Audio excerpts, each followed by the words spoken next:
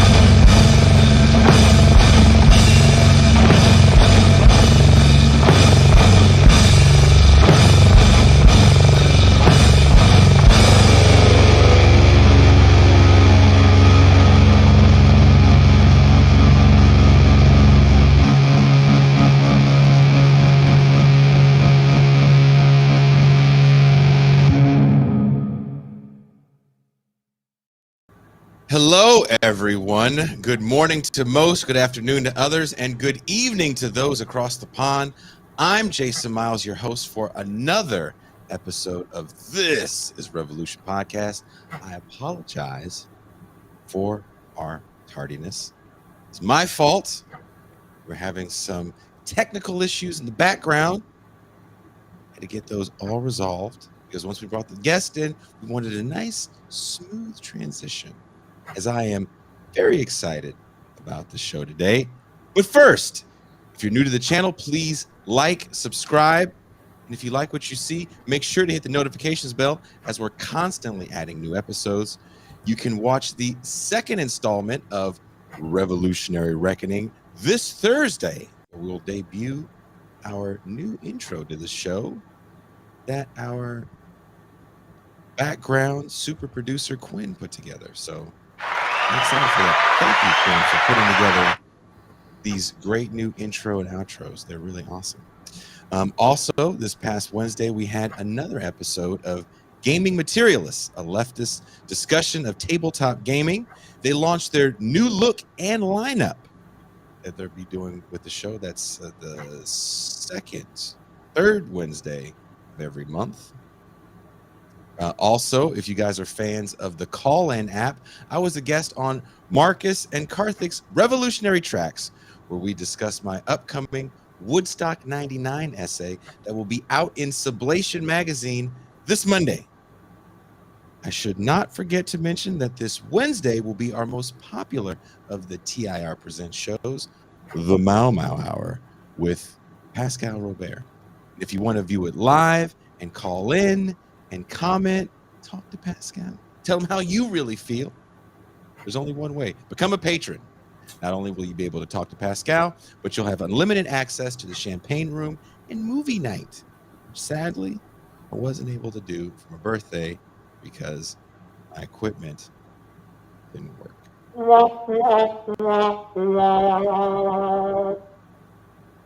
So take that.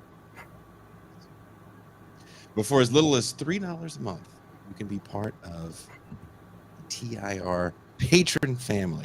That being said, let me bring in the TIR crew. First and foremost, the man of the Mau Mau Hour, my co-host, my homie, my dog, the Pascal Robert.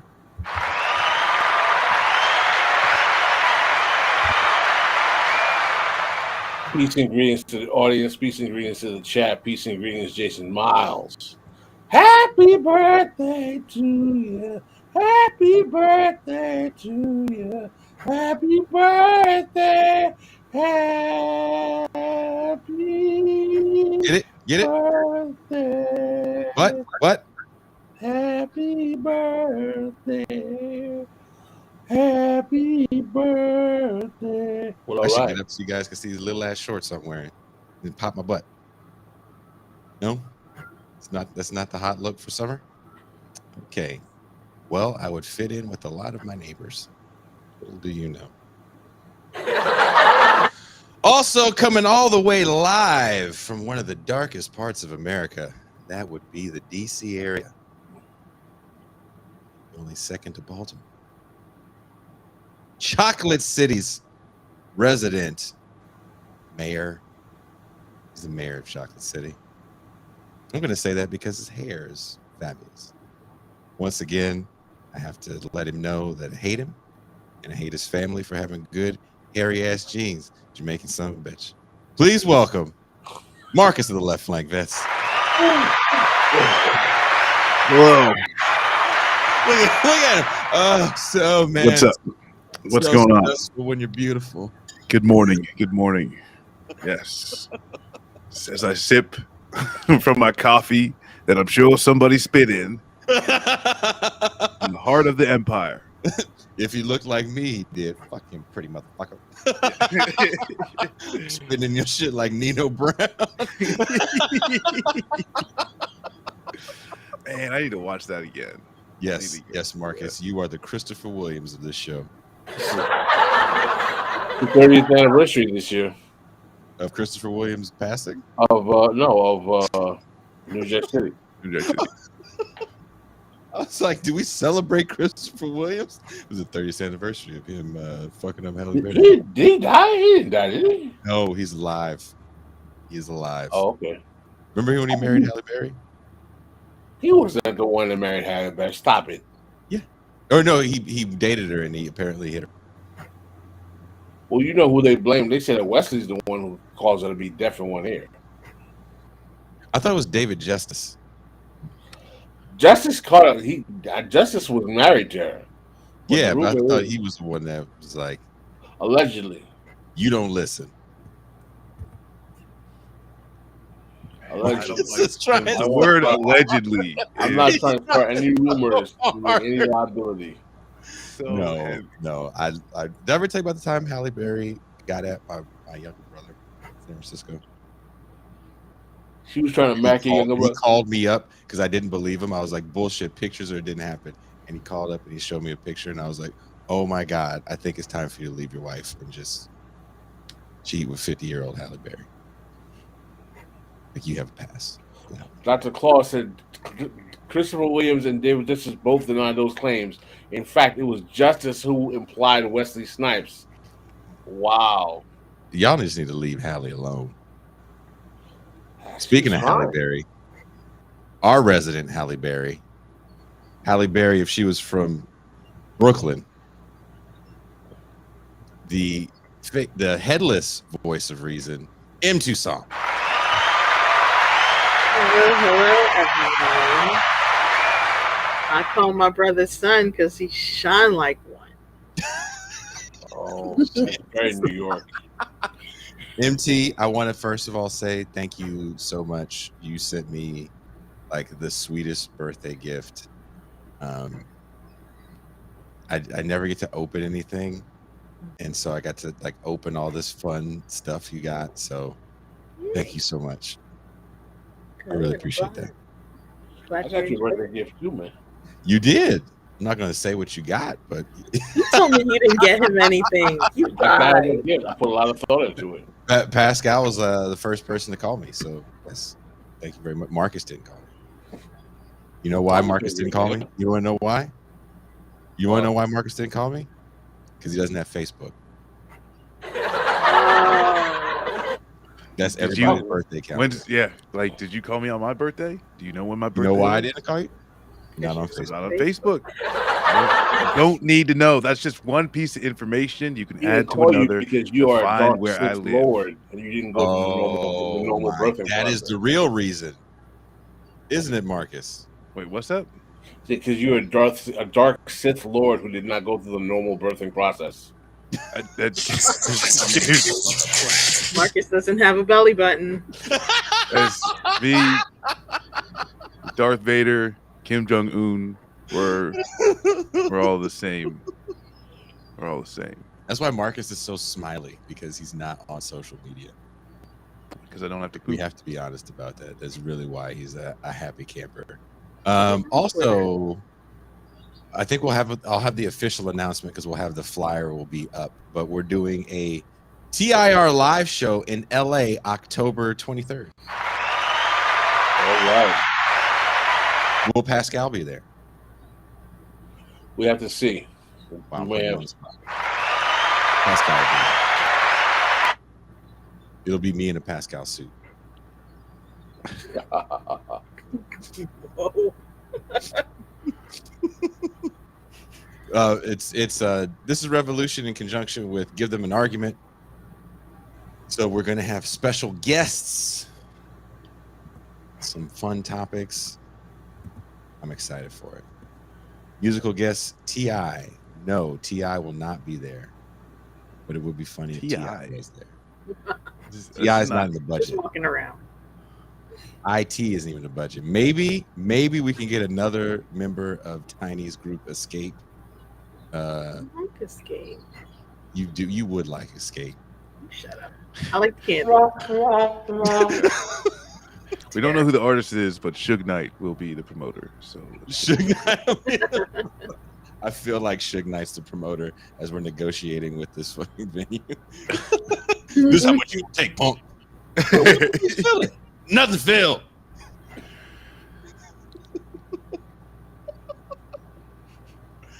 Okay. Didn't T.I. get into a fight with a comedian recently? I feel like that's the last thing I remember about T.I., but The last time I saw T.I., true story, a news story had came out about him saving someone's life. I'm not even trying to be funny.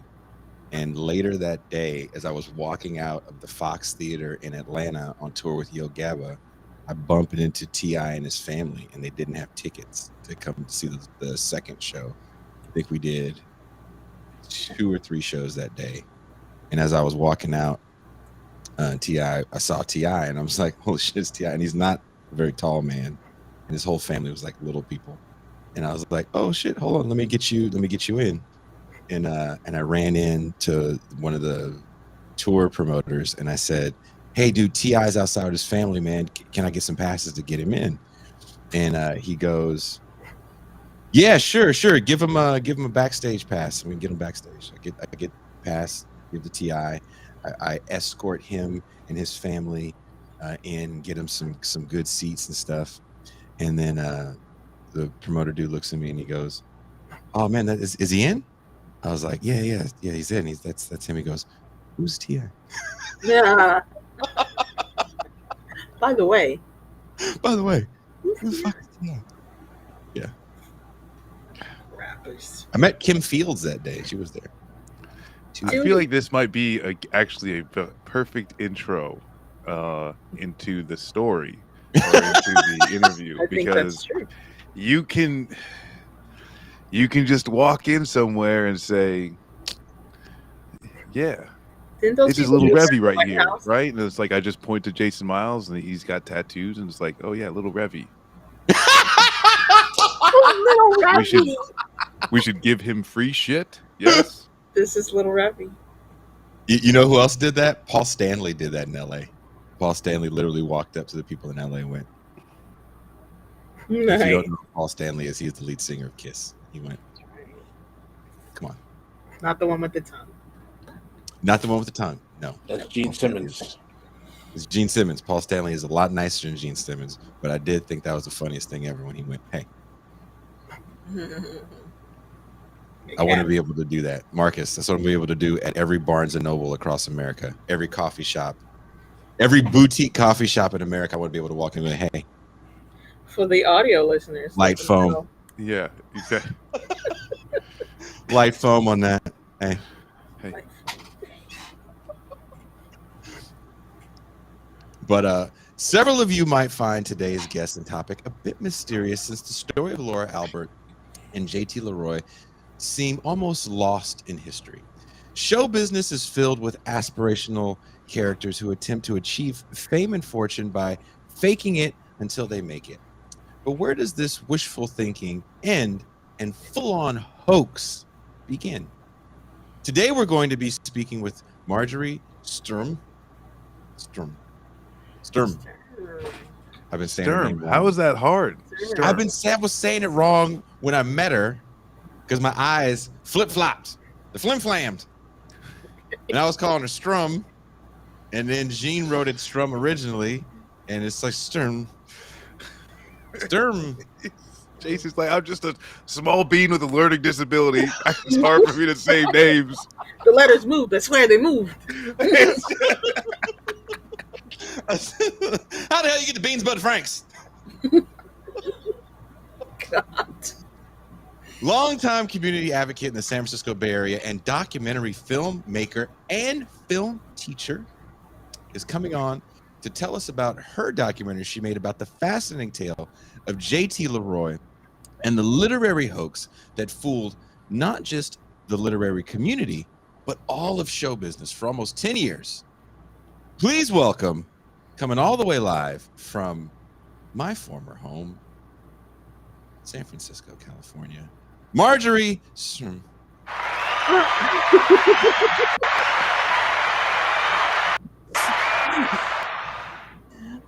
You guys, Marjorie, I know Thank you had to withstand the long pre-show banter that we do on this program. It's quite normal. I understand it can be quite disconcerting, but please, thank you for staying with us and holding on. We get a little silly on our Saturday shows. Jason had a birthday yesterday, so forgive us for keeping you in the way. Happy birthday. Thank you. Well, thank you. Thank you for having me. You guys are really funny. I was enjoying. This is a huge deal for me because I first heard about JT LeRoy randomly dicking around on Amazon, and I watched Laura Albert, who is the original writer of the book's documentary. My lady friend somehow found you on Twitter, and for some reason got you and Laura, because I didn't know Laura Albert's name actually till I talked to you, and you said it enough times. I was like, oh, her name is Laura Albert, not just crazy white lady. So meeting you via the internet, I found your documentary, which totally was like, because I was already kind of asking a lot of questions. So your documentary definitely answered all the questions that I had about the original story of JT LeRoy, because honestly, it is something that I don't really remember. The name sounded kind of familiar, but I mean, in the late 90s, who's really reading books anyway, right? Come on, we're watching Fear Factor, Jackass. Nobody really cares about books. That's for smart people. That being said, who is JT LeRoy? Okay. Well, JT LeRoy is basically, oh my goodness, that's a big one. JT LeRoy was a 15-year-old street hustler, addicted to heroin, orphan, basically, who left his mother, seriously abused. He came from like a Christian fundamentalist background, and he ended up writing these books that became bestsellers while he was homeless in the Tenderloin over a number of years. And then, these, like, an outreach worker found him and introduced him to a therapist, and his books were dedicated to a therapist, and they became bestsellers. So at first it was sort of like the literary community. His therapist introduced him to like a literary agent, and then the literary community got behind him, and then the healing community got behind him, and then the celebrity community got behind him. And he was too shy and seriously agoraphobic for many years, and then he finally came out and started making public appearances, and it went on for like 11 years until it stopped. It ended, and it was all basically a hoax. Now, we have a character in our world, or had a character in our world named Amy Therese that had a slightly similar, there's an avatar of a person that says things on Twitter, and these things were controversial, and people would, get riled up behind it. And my first thing was, well, where's this person's show, or where can I find them and hear them? Like, oh, well, they don't really come out. I was like, oh, it's not a real person. So why do you care? And everyone would be like, no, I was like, it's not a real person. In 2022, anyone everyone wants to be famous, and it's really easy to be famous. No one's going to sit behind a keyboard and Twitter and hide and not show their face. There's numerous shows that we talk about behind the scenes of people that have tried to monetize their Twitter personality. So was it Amy Therese was the person's name? That's the person, right, Marcus? Am I saying it right? Mhm. Yeah, and I mean, like, I think there is, I mean, this kind of fake it till you make it concept. There's a few other, you know, like the Anna Delvey, you know, That's recent. Yeah. yeah, that like that, and I even like in a sense to even too of like the Theranos Elizabeth Holmes, you know, like I feel like this, you know, this slides, you know, this you know into just how do you do a scam, Have you and followed the Rachel Dolezal? Oh yeah. yes, yeah, She's not Oh, yes, she's that not a- might that she's not a I fake find her person. slightly more interesting than JT LeRoy, and this is interesting that you said Rachel Dolezal. That's really interesting that you say that, because there was a lot of what I think some people would call turfy conversations around why it should be okay for Rachel Dolezal to call herself transracial, and identify. And I think her biggest mistake was when she got outed. She should have just been like, "Yeah, I'm a white chick," and left it at that. But she Right. kept doubling down as if almost she didn't know what to do because she was in a corner. Because her story actually is kind of weird. She does have Black adopted siblings that her parents had adopted when she was a younger teenager, but she actually got custody of her brother. So she has 3 children. Technically, she has 2 that she birthed and 1 adopted. And the state gave that boy to her because her parents were so abusive. So there is something to be said about the abuse that was suffered. And Rachel and her Black sister that was adopted say that her older brother had sexually assaulted them for some time. And he's the one that outed her. And also, once they were trying to bring charges on him, then the story of her lying came out, so no one even listens to the sister anymore. And then I don't know if you guys ever spent time in Spokane, Washington. Unfortunately or unfortunately, however you want to look at it, I've spent a lot of time in Spokane, Washington as a touring musician. Not a lot of Negroes there.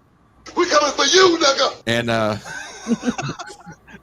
And you know, it felt like the people that were really mad at her were mad at her because she took a position that they wanted. And it also felt like, and there's a huge white nationalist racist population in that entire region that goes all the way to western Montana. And it felt like outing her also covered up the racism that is very prevalent in that area as well. So she kind of served these interesting purposes. And she's one of the few people that you can't be infamous and famous at the same time, because what she did was, to a lot of people, extremely offensive. And if you watch the documentary about her, her son is probably the most intriguing character in it, because it's her son that says, "I don't agree with everything my mom says," and he's very close with this man. And he's like, I wish she wouldn't say the things that she says because it has these negative effects on the rest of us. Her adopted son, her brother, wanted to go to Howard, where she went, but because she went there, there was so much pushback that he didn't even want to go to Howard, and I forget where he ended up going to law school. So she's an interesting character because you can't always be infamous and then famous. I don't know, Pascal, you may disagree. I know, I agree with you. I think the thing is, though, even though she is kind of born out of a traumatic kind of abuse situation as well, the thing about JT LeRoy that I find fascinating is that, like, everyone, one of the things about the documentary that I found disturbing somewhat, not in a bad way, but disturbing, is that all of the initial individuals who were talking about how they interfaced with him early on before he became famous, they were all men who struck me as having some type of predatory nature. they all struck me as, I'm not saying they were sexually predatory of him, but they all struck me. There was something unseemly about the fact that this young, underaged, you know, sexually abused, homeless child is the center of attention of all of these middle-aged men. Was disturbing to me. And if you want to address that, Marjorie, I'd really love to. Well, it's interesting because it really just wasn't men. Like I tried to reach out to more women and they didn't come on, but I think it worked on a lot of levels in that he was, coming out as queer or like they weren't even saying trans. So I think there was sort of a sympathy or an empathy um for that. And he was, I mean, he he he would offer, blowjobs to everyone, basically. Well, that's what Men, I'm saying. women, everyone. And Laura Albert had like an experience as being a phone sex operator. So there was a degree of trying to do entrapment when they cannot but I heard it from like women, straight men, gay men. It would be like whoever could get manipulated. And I have to say though, it was like she was like an equal opportunity abuser. She entrapped whoever she could. So the gay men might have been more prey, but it wasn't it really like, if I had to do it, it was a lot of women too who got roped Okay. in for hours. Sharon well. Olds was part of it too, right? Sharon Olds spent hours so many people, but I mean, she definitely manipulated, and we know that, whether it's straight men with younger women, um, 20 years, gay men with younger, I mean, people, and especially if you're a sex worker, this isn't someone who's innocent. And by the time he was in his 20s, you know what I mean? There was like a sexual mystique that was being manipulated as well. I mean, because that's what her work was. That was her trade. Well, can we kind of like go back, I guess, because like I feel like we kind of went from like who's JT LeRoy, and then like right into there. Yeah, so like I know like right into like JT kind of LeRoy. like going out. Blowjobs. Yeah, Whoa! like can you? Because the thing is too is like when you're talking about having a psychiatrist and then started to do all these like book deals and everything like that. Can you talk about more of the process and who was Laura Albert in this process? Well, yeah. Oh my Good goodness. question, Marcus. Good question. Yeah. Well, it's just like that's just like we watched the documentary, so like. Well, there's a lot of puzzle pieces that might be totally. empty. I mean, it's a really complicated story, and and I worked in mental health at the time. Just like the preface that I worked as a case manager in the Tenderloin when this story came to me. I was working with mentally ill homeless in the Tenderloin. So I was someone who was initially pretty sympathetic to someone writing these books. As a homeless person in the Tenderloin, I was like a perfect mark for Laura Albert. So she's a woman from, actually very similar background as me in a certain way. Like we're both Russian Jews from New York, so which is interesting. And we're around the same age and so forth. And I don't come from, she does seem to, I mean, I think the direction does point that she comes from kind of, a divorced family with its own set of problems. You know what I mean? Certainly not the level of, abuse or problems that JT LeRoy came from. But, I think the issue being like if she was to tell her own story about being divorced and having eating disorders, and you're like a middle class woman, like that's not that exciting for a memoir deal. Like, but if you're like bathed in lie, you're coming from a Christian fundamentalist family, you're pimped out by your mother, you're a heroin addict, and then she would mirror and mimic whatever. So as I said to Jason on the phone, she was everything but black, basically. I mean, if you were talking, she really was. Like if she was talking to someone Native American, I'm part Native American. Oh, my mother's schizophrenic too. Like you literally, if you were to trace it in her article, she would take whatever the, like oppression or underclass, issue, and kind of absorb it for her own or JT's own But issue. Marjorie, isn't, and you're in academia, isn't that one of the big knocks, especially in the humanities, and no one talks about this, and this is probably where I derailed your point about Rachel Dolezal. Rachel Dolezal didn't really exist in academia, even though she's just a woman with a degree, but she wasn't an academic per se. She wasn't writing books about the Black experience. But there's so many people that write about the Native experience. You have Jess Bombalera, who was an activist. She got outed. There's more people that don't get outed publicly that lie and say they're Native to give authenticity. Well, that's the word, authenticity. But the one thing about Rachel Dolezal, and I totally agree with you, if she could have just come clean, quote unquote, and just said, this is my experience, or just not lied, I think she would have had a different course. But basically, the weird things that she did and it's like the whole thing for me, like Laura Albert, I think they start to really believe their lies. And like Rachel Dolezal, like would stop other white academics talking about race issues on the campus.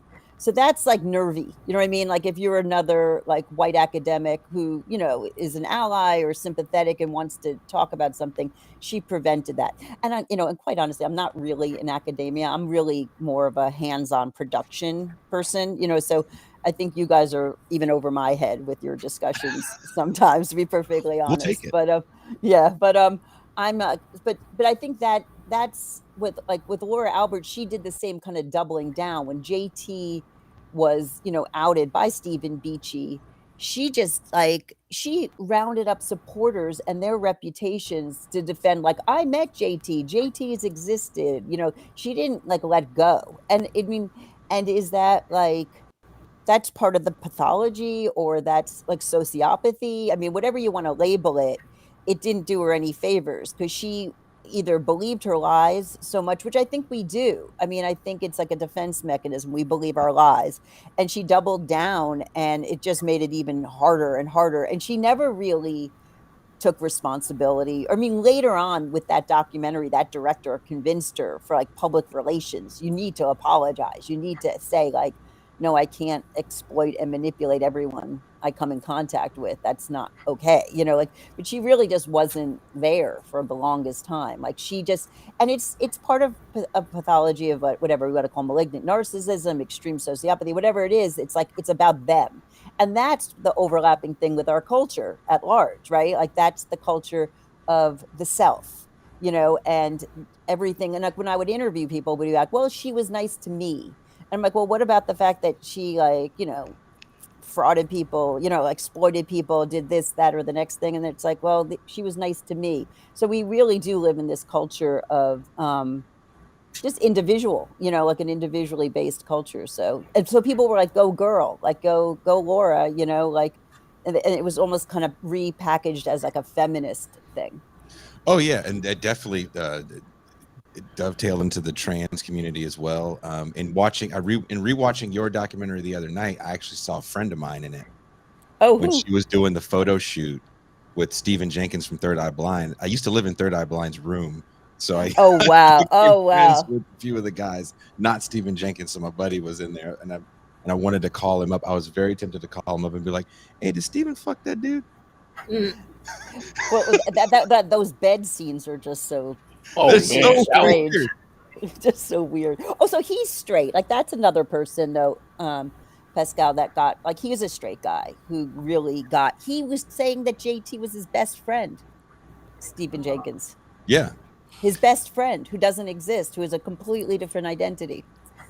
So just to recap for people that see people in the chat, I'm kind of confused. So there's a woman named Laura Albert that creates a character named JT LeRoy, and she wants to break into the writing world. She calls up a therapist and says that she's a 15-year-old prostitute that is relocated and got dropped off in San Francisco and turning tricks in San Francisco.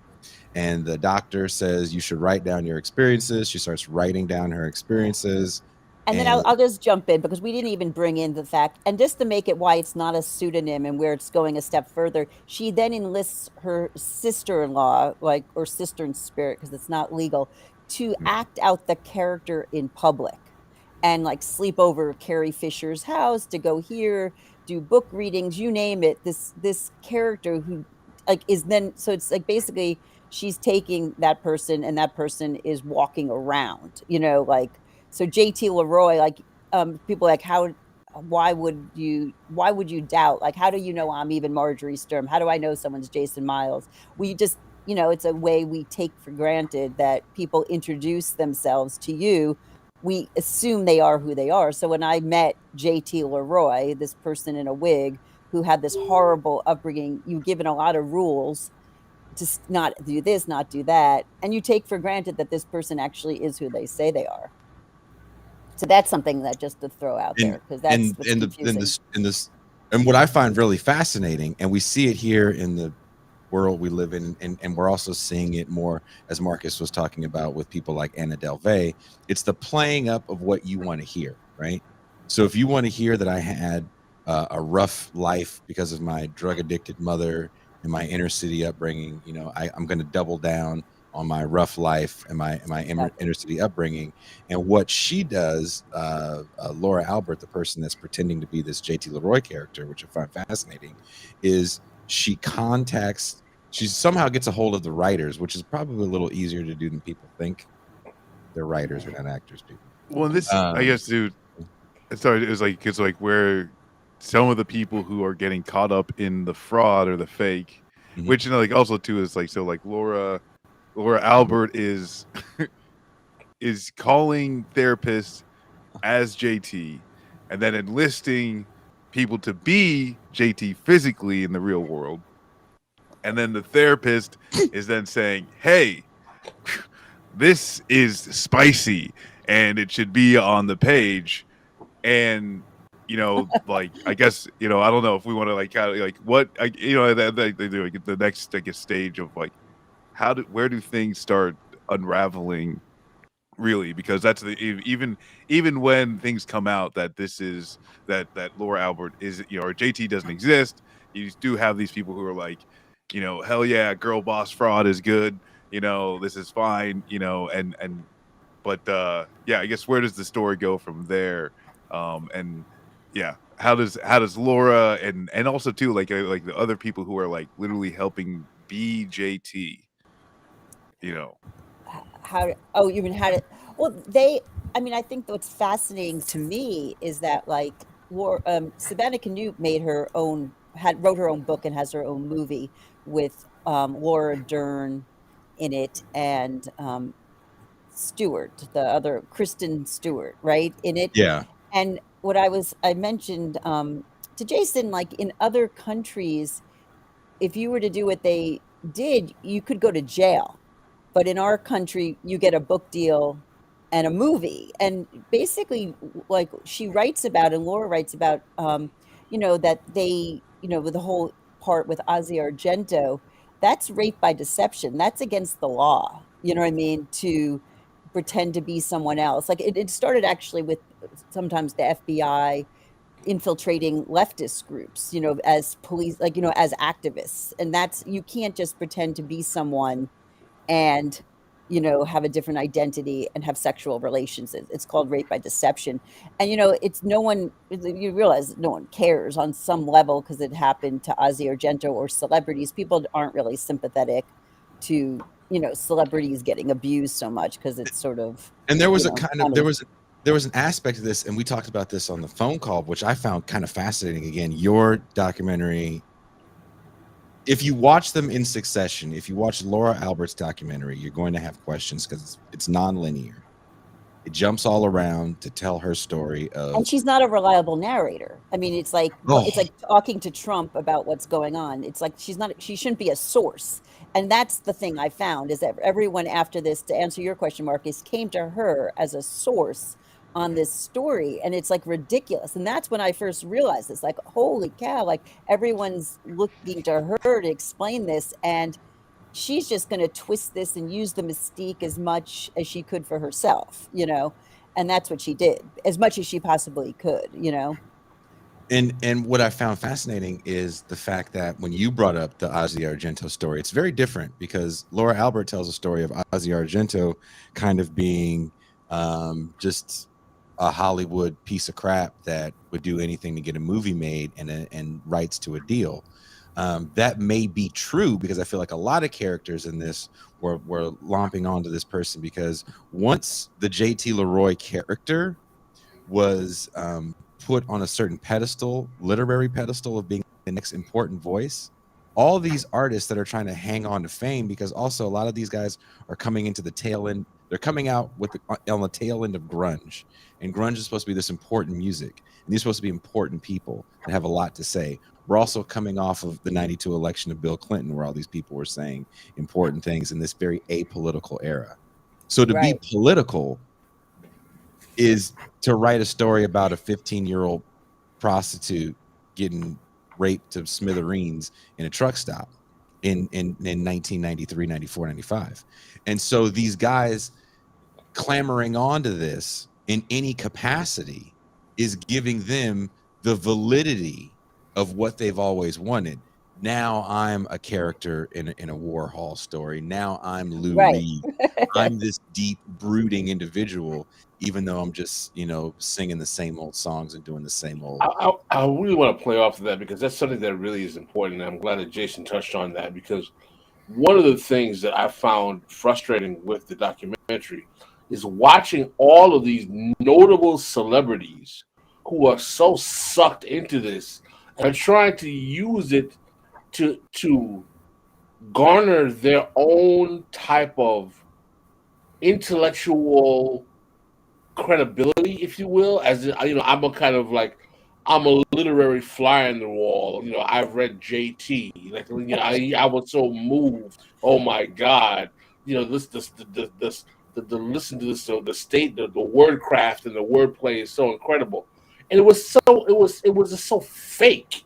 It was so transparently like performative. Mhm. When you see like Rosario Dawson talking about how she's so moved to read, I'm like, this is absurd, man.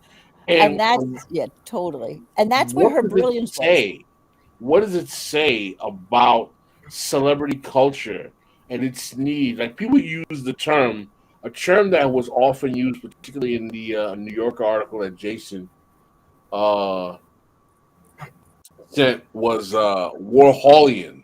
That this is all so Warholian because they're harking back to like this whole kind of like Warholian design, like Andy Warhol's desire to be like in the clique. But what does that say about the celebrity world? Yeah, I'm so over Warhol personally. Like, I feel like I can't watch any more on Warhol either. Like, but I think it does come back to this like game of association. That's what I was talking about, Jay. Like, people try to brand themselves by who they associate with, right? And so I do think on a certain level, I mean, most of these celebrities like Sandra Bernhard or people, they never met JT another time practically. Laura Albert would reach out to their publishers, get a book to them, and then say, we're having this big event. Would they read for this cause celeb? So, I mean, this is what, and so like what Ponio Giannopoulos, the editor, said, I do think for them it was functioning as a form of just like pleasurable altruism. Like, I don't think it was something they thought about that much. It was like, oh, like I'm going to go to this party and Courtney Love's going to be there and this one. And that's really how celebrity culture works, right? It's all about this, like, who's hot, this association. And Laura really was able to have her manipulate that pulse of American culture to her own end. I mean, that's where I think when, like, when I was making the film, people were just kind of like scared of her, almost like they were spooked, because she really did have a bizarre, like wicked kind of insight into like the machinations and the psychology. And the truth of the matter is, none of us are pure, and we do have multiple motivations, and artists are always hustling. And this is like, the imprints kind of our culture. So, I mean, she just took it and ran. It's incredible, really, when you think It's about it. just, to me, it's just an It's interesting. creepy. It's an incredible statement of the way in which capitalism, art, Absolutely. and creativity merge to create this kind of like shallow parasitic symbiosis where everything Exactly. is living off of each other just to try and the hustle. And you say it all the time. We talk about here the hustle culture, the hustle element of the whole art form that people are reduced to. It's sad. And imagine trying to make a documentary and produce it on this topic and not do it like the way Hollywood wants you to. It was, what to quote a friend of mine, just an exhausting amount of quote unquote mindfulness. I mean, like it was just like insane making the film. And that's a whole, I won't derail it there, but it was incredible. Like the amount of bullshit that I experienced to just not like basically like to be able to have just a real honest conversation about the topic and not be like go girl or like this is Wow. like people wanted to think it was just purely funny, and there is a funny dark humor to it, I think, and I'm not like, I think that exists, but it's also just kind of creepy, and particularly for the people that the young um, you know, street trans population that read the statement. I mean, that's back to co-optation or appropriation and all that, and that's just inexcusable, and reprehensible, right? Like straight up. So, I couldn't make a documentary that was going to just be like funny or something about this topic because I didn't think it was. I mean, if you just keep it on a celebrity level, it could be funny maybe, but if you scratch the surface, it's just fascinating. pathological. Yeah. Yeah, no, it's fascinating because again, I think we live in a world right now where there's a very thin line between hoax and market share. Exactly. And I don't think people really understand that. And so the conflation is very easy. Oh, this person's a con artist. And it's like, are they a con artist, or are they trying to grasp a share of a market that's created, in the world that we exist in right now in this podcast sphere? You said something that's so important there, Jason, because the first thing that came to my mind when you said that was cryptocurrency and NFTs. Yes. When you hoax and market share. Exactly. That was crazy, right? It's still going. That's the thing too. It's like that. It's still going. It's still going on. Exactly. That's like it won't stop. And what you say about this passive altruism that people can have through JT LeRoy, and it definitely or even is pleasurable. Sorry. Yeah. It's definitely something that is part of a bourgeois liberal sensibility that I think this really plays on. And I think one of the things that we talk about here is the idea of liberal democracy. And constantly you see people trying to reform liberal democracy, but not really want to tear it down or see any other way. They just want a nicer way to do things. You work with the unhoused in San Francisco. I worked with the unhoused as being one as well in Oakland, and there's always someone that wants a more humane way to get it out of my face. Can you just get it out of my face nicer? You don't have to be so rough with arresting them, but please arrest them and get it out of my face in a nicer way. So this kind of being able to read these books that just play into the stereotype of what you think this world consists of. Well, that's, you put your finger on it, and this is an original idea of mine, but this is when I really also just realized, oh my gosh, how horrible is this really? Is basically when you realize that the trans community, and you can see this in Texas now, has been fighting the idea that you become trans because of child abuse. Do you know what I mean? So that is why, Child Protective Services have been taking children from their homes, because this idea that that's how you end up trans. And then, if Laura Albert actually was, if that was your true story and your parents did abuse you and you ended up trans, that's your story to tell. And we couldn't that would be what it was. But if that is not your story to tell, and you are just perpetuating one of the worst stereotypes that the trans community is pushing back on, that's really, again, reprehensible. It's not okay to say that like JT became trans because the mother dressed him up at 7 and the boyfriend raped him repeatedly. And that's, and we didn't really have as much analysis about that whole community. That community was much more closeted at the time. So that didn't, that wasn't really, there wasn't much awareness on it, Marcus, so anyway. Well, and I kind of just had something that's like thinking about what we were talking about beforehand. Kind of overall on the celebrity and stuff like that, and it kind of just reminded me a little bit of art, or like the high end art and stuff like that, where you get like a banana duct taped to the Right. wall sells for however $1 million. Abstract art, high end abstract art. Yeah, and even too, I'm like in where of and like Jason might even go like maybe able to go a lot deeper in this with music, with indie music. Mhm.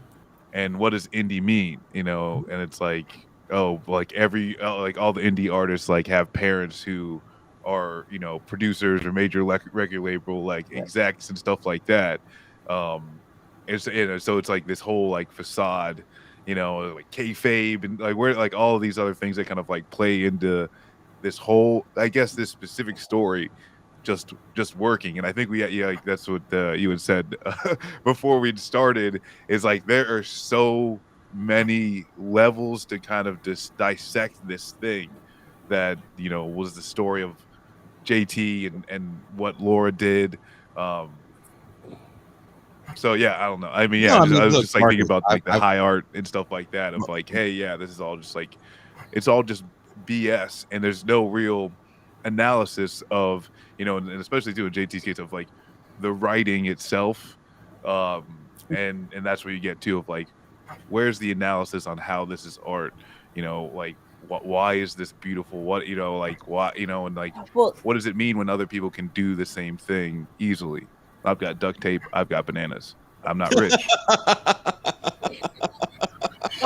Jesus. well, Marcus, I told you I've played numerous noise shows where there's some things I've seen in that world that were kind of interesting, but a lot of it was just people dicking around on a modular synth, which means you're just taking patch cables and putting them in holes, and you're getting a sound out of it.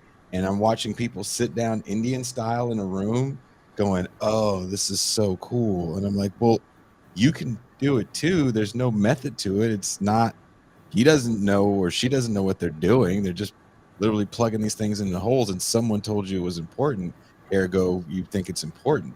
And I think that's kind of the real through line of JT and all these other hoaxes.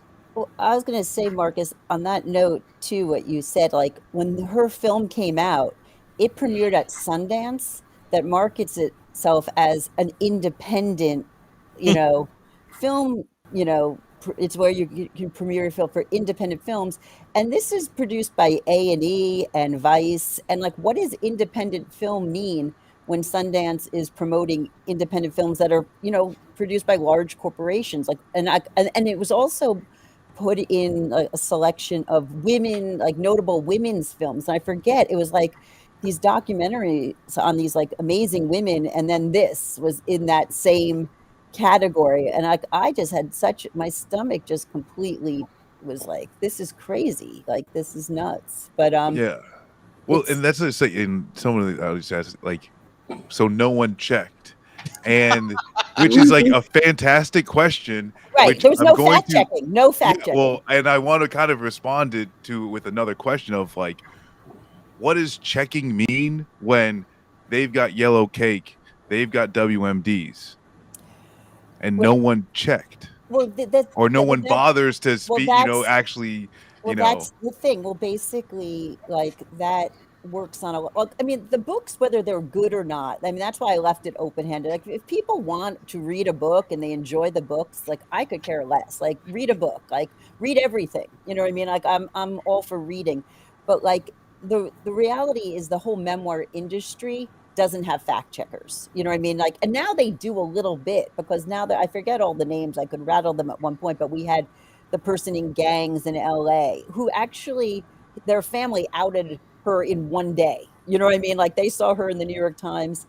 and in one day they were like, she didn't grow up in gangs in LA. I forget the names of these characters, but like the interesting thing about Laura Albert's family is that like the whole family, everyone kept it. Like, they went along with it for so many years. Like, they didn't out her.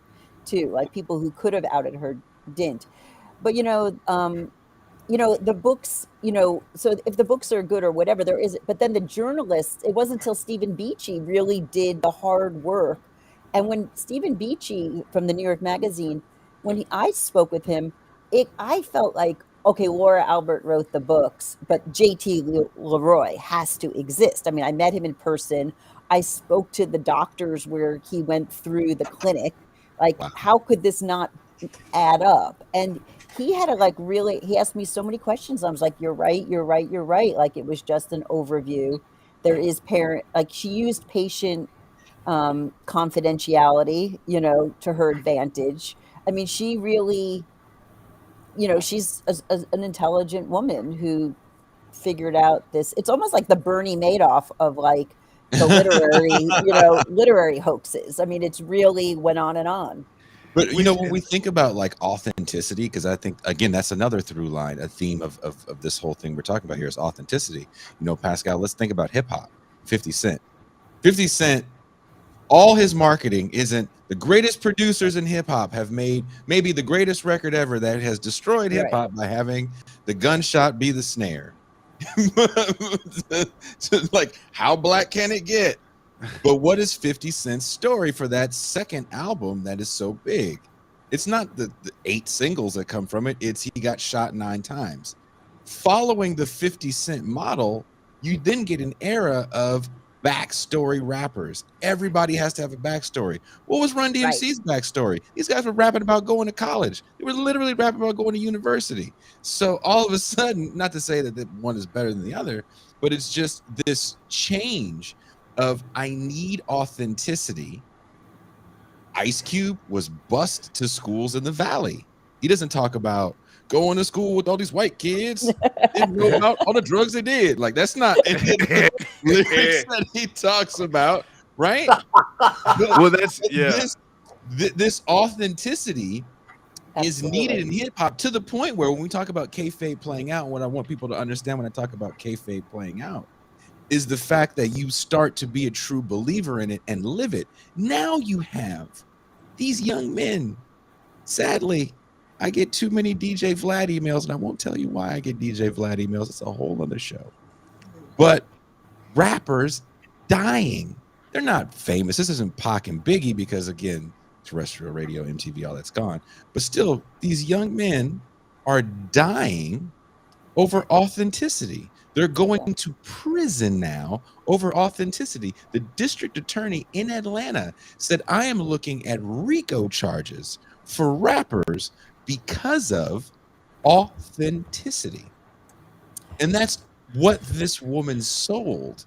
Totally. Like you have to be a heroin addict to be an independent, like an indie grunge musician, right? Like you have to have your like drug addiction and get over it, right? So I mean, for people who maybe, didn't have anything, like you always can use heroin, right? Like that's really, I mean, that's real, isn't it? It's like, and then people perform it. It's like everyone sort of knows like, oh, this is my angle. This is like, and we all have to kind of, I mean, that's the era, unfortunately, too, right? Of like promoting and branding and the number, right? And yeah, I mean, I haven't read him in a while, but I didn't like Theodore Adorno, back to the academic stuff. I think he kind of discusses. This is a Frankfurt School show here, Marjorie. We don't have to go there because I can't really speak with any. I read the book a while ago when I was working on this, and I was like, oh wow, But there's also like the situationists, where people. That's what I thought also overlapped on a theoretical level with the situations with people. Like, what is reality, right? Like, just being photographed becomes reality now, and like and that's what. Again, Laura Albert was really, it's hard to give her a compliment and say it was brilliant because like I don't think manipulation is brilliant. Like I'm not a big fan of manipulation as a tactic, but like everything was documented, everything was photographed, so there it is. Like, if everything that's how it goes, that's what the proof is that it exists. One of the things, oh sorry. No, go for it. One of the things that I found so weird about this documentary and the story really is that it wasn't until, well, I don't know if I'm giving up anything, but towards the end, you do have people who say the writing was trash. The writing was not even good. So I wonder if this has something to do with how people are taking in modern art. Oh, my 7 year old kid can draw that. My Oh 7 year yeah, old kid can paint that kind of thing. And maybe looking for authenticity and truth as a kind of anchor in the middle of all of that. Because they don't seem to have criteria for art. It's just like someone told me this was art. And so it is. And I can either say I hate it or I love it. right. And then well, I'll just say that those are the blurbs, right? Like every book we get like what 20 blurbs now of Mhm. people, and it's like the blurb game. And there actually is a good documentary called My Kid Could Paint That, and it's about Yes. a hoax. Did you? I don't. I'll just Yes, throw the that out there. Jackson Pollock kid. Yeah. Yeah, that was also pretty good. I mean, I like that one because it hits on the same like thing. No, I don't think people well, we don't learn it, too in schools. We don't really learn to be critical thinkers or I mean, the bottom line is art is subjective. I mean, it's truly, truly subjective, and we act as if it's not. I mean, there is, some things that are quality that maybe appeal to more people, and that's where it's good or it communicates the way it's supposed to, and that's what makes it good. But generally speaking, I mean, I had to sit through, I have a graduate degree in film, and I had to sit through so many horrible films by white men.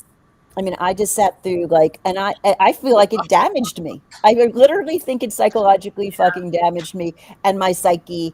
And the only time you saw a woman was if she was in the kitchen with like as a mother with her kids or as a beauty interest. And like I sat through film history and we didn't see one film by a woman in San Francisco. This is my education.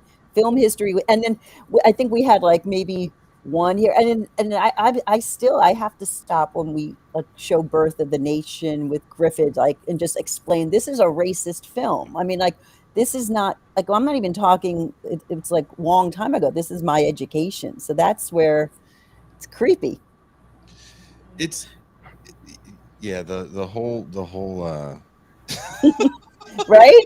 I mean, it's damaging. Like I sat through Well, so much, and it was but great art. you It's mentioned master art. you mentioned Theodore Adorno, and the culture industry is something that we talk about on this show a lot. And we talk about Adorno, the Frankfurt School, and the role in which pop culture plays, particularly film, television, even music, in reifying the hierarchies that are normative in American capitalism, exactly. and One Dimensional Man and all of those works that come out of that school of art that talk about how the ideological superstructure of American capitalism is actually also permeated through popular culture to maintain the normalcy of the system.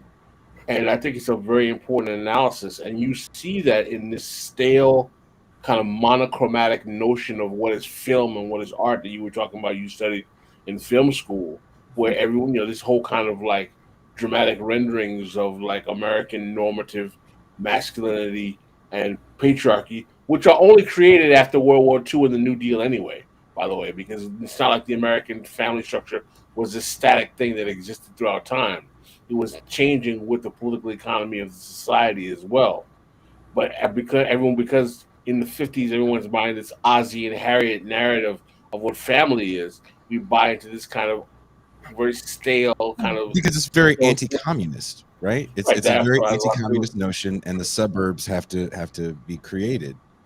The idea of also like being anti-art sadly comes up in this, especially like we're talking high art. And there's a pretty big right-wing YouTuber, Marcus, you know who this guy is, Paul something. Is it Paul Watson or something like that? Is that his name? Not Paul Watson. Oh, What's there's his a name, Paul MT? Molyneux. No, Or it's not no, Stefan not Molyneux. He's that. British. Who is it, MT? Paul Let me think. Stefan. Anyway, he has a very, very famous video where he's shitting on modern art. And one of the things he talks about is one of the Paul Joseph Watson. Thank you, Sasha. Yeah. Okay. There literally was a modern art piece where someone put feces in cans. There was Right. literally a modern art piece where someone had kind of what looked like a messy bed. But to just show the messy bed and go, this MFer said this is art, this is the world we live in, you know, you're kind of discounting what art looked like even during Basquiat's era of minimalism. You know, the reason why he was so popular and kind of his crew was because this is an era of like black canvases with one white dot. You know, it's a very minimalist era, and that's what high art looked like. So when these very colorful canvases were coming out that he was doing, it was eye-catching for the Warhols of the world to see. Whether or not you think Basquiat is a great figure, you know, we're not going to get into that conversation because that would take us into another hour, and I have good friends that would yell at me if I discounted his greatness. But I like him. I've seen a bunch of documentaries. I actually just really like his art. You know, I mean, I genuinely, back to the subjectivity of it, like his art, I respond to. So, I mean, maybe I'm supposed to. You guys probably know a lot more about it. Well, no, and this, I guess, though, like where it gets is like the simple thing of like in being subjective is what is the value of the original? What's the value of someone painting a copy of it, right? Every stroke for stroke, or what's, you know, versus you know, getting a detailed HD of it printed, or you just, you know, print a JPEG off of the inkjet. And that's where it's the hoax. It's on you. We're disconnected. We're disconnected from this deep thought to the point where the art galleries, I take my little kid, I'm sorry, Pascal, I take my little kid who's 3, and we walk into the art galleries in the city, and not far from where you've been for years in the Tenderloin, right? We walk around, and sometimes they're nice to us because they see the little kid, and they'll take us into the rooms with the Picassos that they have hidden away. This is even in Martin Lawrence galleries and stuff like that. They know I don't have any fucking money, but they just, I think they're bored or whatever. And I let my kid take in art for whatever it is for him at 3-4 years old, right? Let's just look at some stuff and hang out. And it's interesting that they take us on and they explain the pieces to us and everything.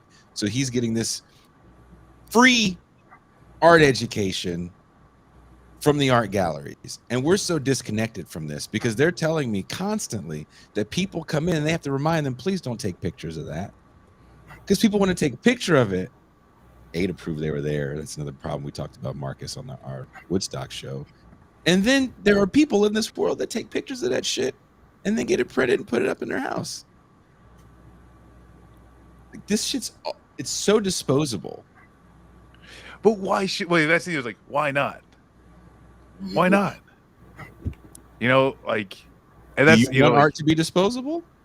No, but that's the thing is someone taking a picture of it and then putting it up on their wall, is that disposing of it? Yes. How? You don't care. You're diminishing the rarity of the work products. Yeah. You're diminishing the rarity of the work product. Yes, but that's the thing is that the rarity has really nothing to do with the actual, I guess, like the value of the art, which is like the actual shareability. You know, how is this spread? How many people actually enjoy this? How many people actually want to take this and put it on their wall?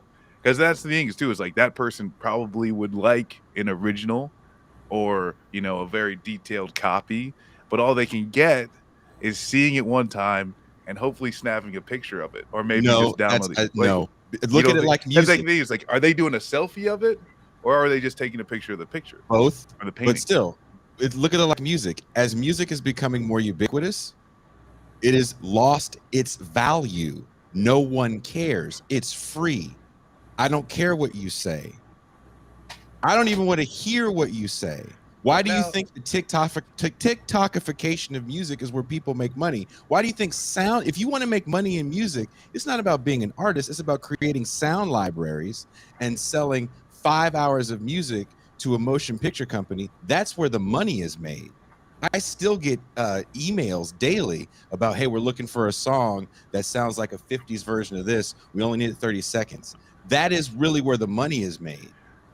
Well, yes. So there is no value in it. But that's I've devalued it by giving it out for free to everyone. Musicians are still making songs. Artists are still making songs. And I do have a question. Dr. Sturm, then. People are still painting pictures.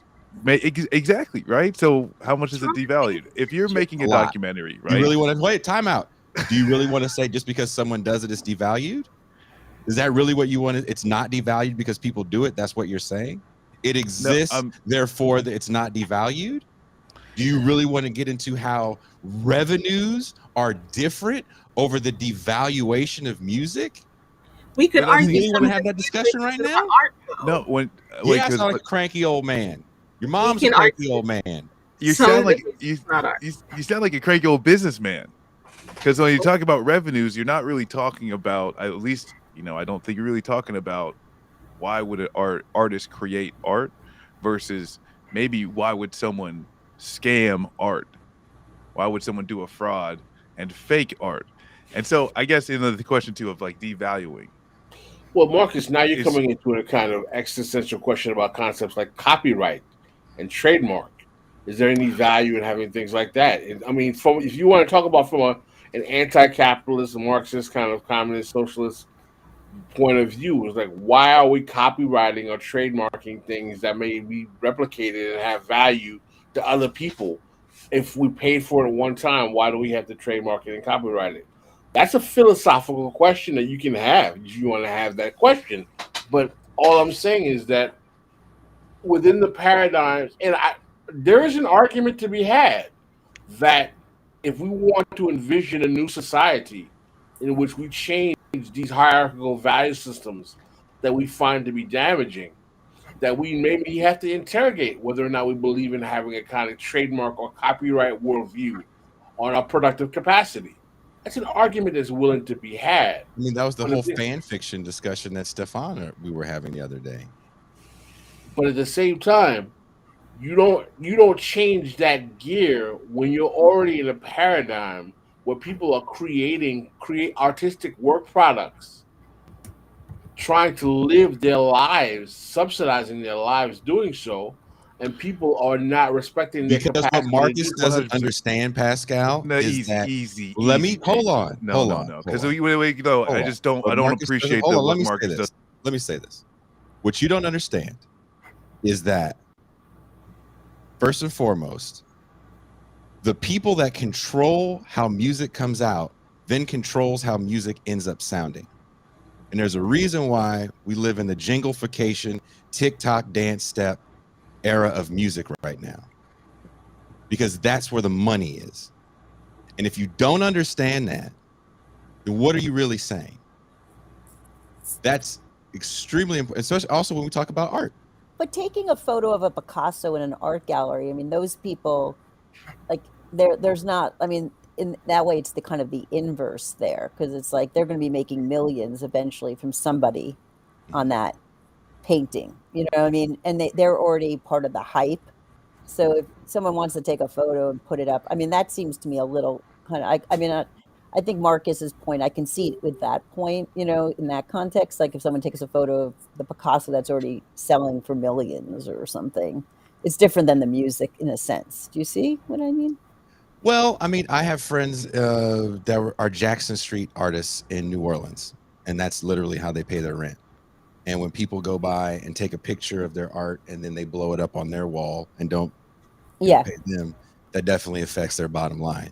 So I always see it from the standpoint of it's hard for artists in a world where art is disposable, where there is no value you've put on it to make money. So there's always this talk about artists need to make money and blah, blah, blah, blah, blah. But then when you have this conversation about disposable art, then all of a sudden it's okay for art to be disposable.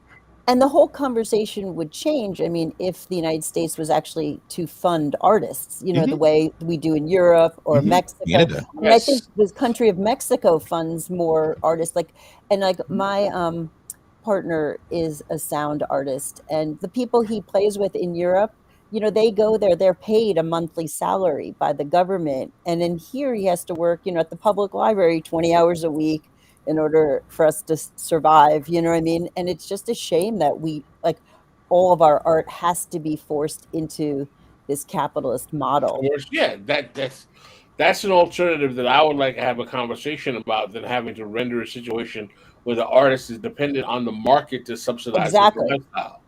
It's I mean, we ridiculous. did that at one point in this country, right? We funded Yeah. art. We funded high art in this country, and we tried to put high art into the hinterlands of this country during the New Deal. That's why you have the architecture you have, and some of the sculpture that you have in places like North Dakota.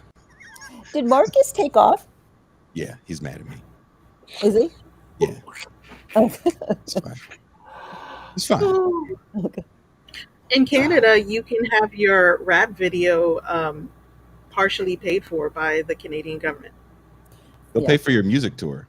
We hosted a friend of ours that actually has a venue in Canada that's a community venue in Toronto. And when her and her partner came out and needed a show in Oakland, we hosted it at the studio. And I went to give her money because we pooled money at the end of the night. And I was like, well, here's money, because they did the same thing for us when we were on tour out there. And she was like, oh, no, don't worry about it. They gave us a grip to do this tour. Like they funded it. And I was like, that's a whole different level of being able to do what you want to do, how you want to do it without the confines of the market dictating how you do it. And I think that's where I was getting frustrated with the conversation, because when you don't understand how the dictates of the market dictate what you hear, to just flippantly say, well, music still gets made, ergo there's no problem. It's like, well, what music gets made? Why are all the top 10 songs in this country less than 3 minutes long? Right. Oh no, totally. And then that's basically the same with the documentary, like the dominant production values. Like everyone, I mean, on one level, it is exciting that, it's been democratized making films in the last, let's say 10, 15 years in a way that people can with Adobe Premiere, Final Cut Pro, and even like an iPhone and, and the audio equipment. It doesn't take that much money actually to make them the way it did. And that's good, but it still takes a lot of time and a lot of energy to do Right. it. And then, so like for me with making this film, it's like I had the skills to make the film, but like you still need to live and exist. And you can just feel that there's just this like wicked like paranoia. Like I felt like I was just obviously this wild card coming out of San Francisco because no one really cared about me. I happened to have started the film and got hoaxed. So I had this like treasure chest of footage that people wanted, but they weren't really particularly interested necessarily in my point of view or vision. But there was just so much paranoia about like what the production values would be, what it would look like, and so forth. And so I was actually working with A&E at one point. My film was greenlighted for whatever budget it took. And then it crashed, the economy crashed, and they put my film on hold. And so I was like literally in shock when I got like an email from Vice that A&E was now making a film with this other male director from LA, who like they obviously didn't care at all about, the point of view or what was the expression behind it. It was just like, oh, we're going to just go and put our money in this film now because it's going to have the bells and whistles and all the machination around it, all of this. And so I wrote like the woman who I'd been interacting with at A&E. I go, is this for real? Are you now like sponsoring this opposite, like literally the inverse of what I was doing? You're about to, and she's like, oh yes, we hope that we can option your footage, your wonderful footage. Whoa. Like this kind of like, and I just said, yeah, well, I'll keep you in mind on my talk. I kind of just repeated back to what her original email when like I'll put it on hold. I'm on my own timeline. Perfect And example. again, I don't, because we have these talks with different artists and filmmakers. We had another documentary filmmaker on who made a fascinating documentary about the future of our boomer population as they're getting manipulated into the caregiver. What's it called? Britney Spears just had it. What is it called, MT? Oh, conservatorship. Yeah. And he made a great documentary called The Guardians, and he was trying to also make a feature film, and those notes got optioned into a different film that wasn't necessarily his story, that ends up being a very pro-capitalist film, which wasn't necessarily his goal when he was telling his original story and the idea that he had for his film. And there's a lot of stories in Hollywood where these types of things happen, and I don't think the average person knows the behind the scenes, how the sausage is made when it comes to stuff like this. It was incredible. It was literally. Were you going to say something, Pascal? What I was going to say is that what you're explaining is a very perfect example of how the interface of the market with the creative process limits the options that the creator or the artist has in terms of even displaying or how their work is segmented, how their work is taken apart.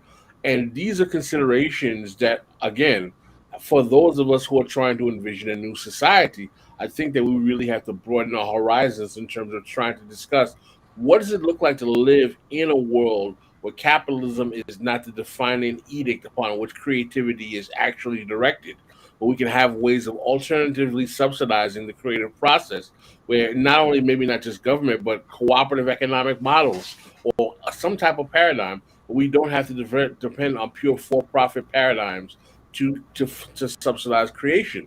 And I think it's something that's worth investigating because so much of what we do when we challenge capitalism is based on reacting to the system or reacting to the harms of capitalism, the problems of capitalism.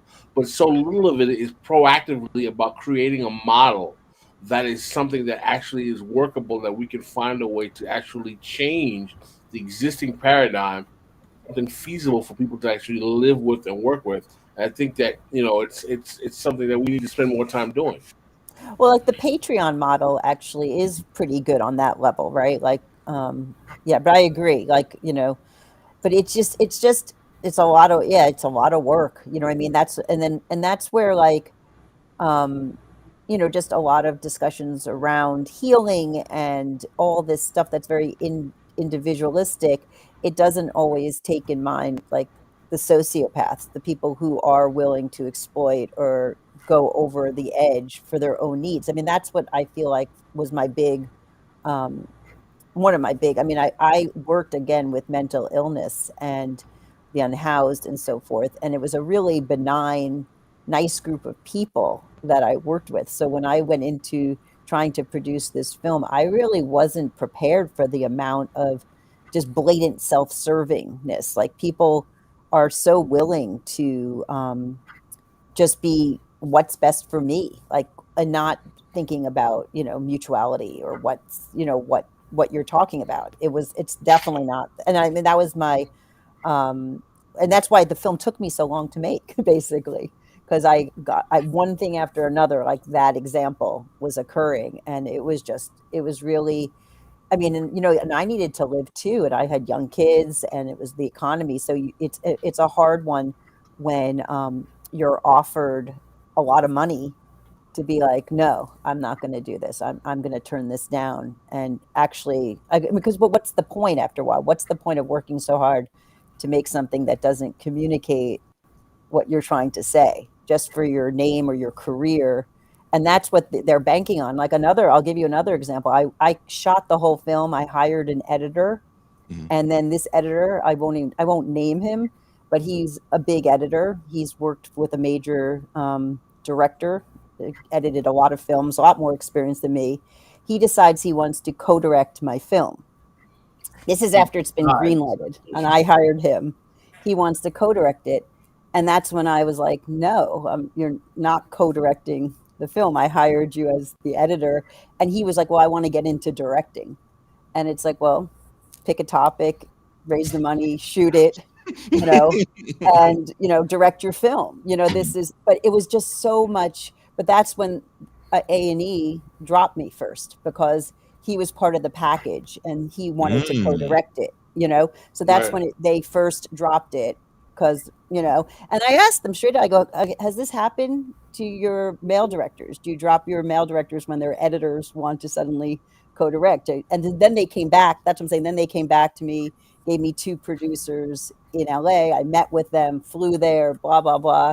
I mean, this is just like, it was just incredible. And then that's when the economy, and they put it on hold. But I had many conversations. I mean, we had been working on contracts, the whole thing, and then they went and funded the opposite thing. But doesn't that kind of play into also what we're talking about with the whole JT thing, which is right. like when you have a certain access, like I had a very prominent artist do a remix for us, and because of that,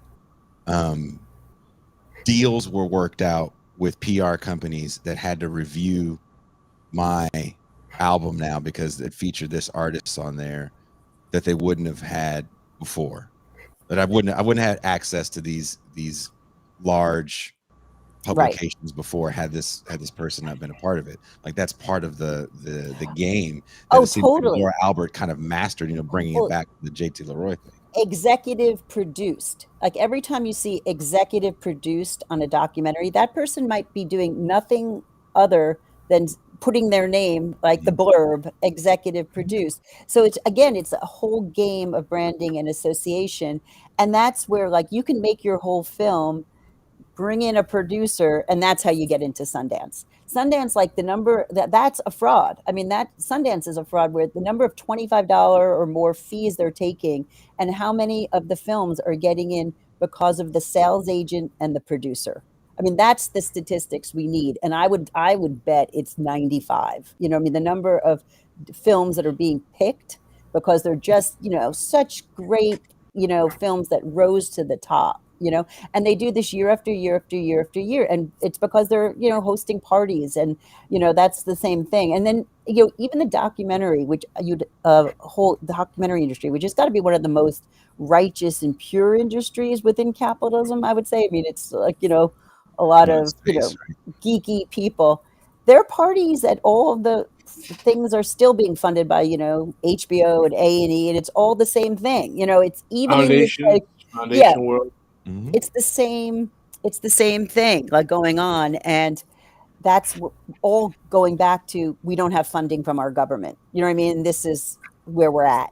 So you can't, like, these little nonprofits that are doing their festivals, they need to pay their salaries. I mean, so it just, you can't really hate on everyone, but it doesn't make for a good art world. It doesn't make for an authentic art world. And it goes back to my initial point, which is just because stuff is created, you can't belittle what's influencing the creation. And if I understand that I want to make money doing music, that's why I'm putting it out, because I wouldn't put it out if I didn't want to make money on it, right? It has to sound a certain way. It has to fit in a certain box. And these things influence your creations, if it will. Even movies. The gentleman that was Todd Phillips that made the Joker. He's not a fan of superhero movies, but he wanted to do a movie on neoliberalism, and he felt the only way he could get one bought is if he put it in a superhero context. So you get the Joker. That's out of his mouth. That's what he says. So again, the market dictates more than you would like the art that's created. Big time. Yeah. I mean, I just think that, and then that in turn, like, obviously just, allows everyone to think what is, those dominant, artistic values, that becomes the setup for what people value as good or bad and how they judge it. They're just not even used to being exposed to something different, as well. So that then their reaction, is, has its own biases from the beginning because they're just not used to it. Yeah. MT, did you have something you wanted to add? Well, I kind of just want to say, I think that picking up on Pascal's point about what is art going to look like outside of capitalism, I just want to remind us all that we can look at what art was like before capitalism. There is a before capitalism. It is not, every time, every era, all the time. And I think that the art will change if we can move from consumers to citizens. And if that process is socialism, then so be it.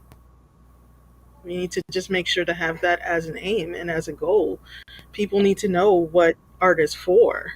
They need to know what art is and what it's for. It is to illuminate the human experience. And I think people lose track of that. They make things that are just stuff, and stuff is stuff, and art is art. They're not the same. You know what's Just really because, Amen. what's important about you saying this, MT, and I say this seriously, is that you are someone who invested at least 8 years of your life in high quality artistic education. Mhm. You know, she Mhm. MT went to fashion Yeah, school of performing arts in New York, and also went to I think like a fashion technological school for undergraduates. So it's really I think that your words here have significant import. thank you. Yeah, well, I will say that in watching this documentary, it did take me back to high school. Um, that's kind of the era, but also I went to the Fame School, the school that Fame was written about, and Oh wow. yeah, I recognize the characters. I recognize some of these people. I look at some of these actors that we were looking to have better standards for art, and I can see some of the people that I went to school with. Their boundaries for certain things are porous, and they're not always entirely in control of what they're taking in and what they're giving out. They're also looking to make more art, and sometimes they just don't have enough inside, and they will steal feelings. Right. Right. Hmm. So Well, there's an yeah. idea of stealing something from JT as well.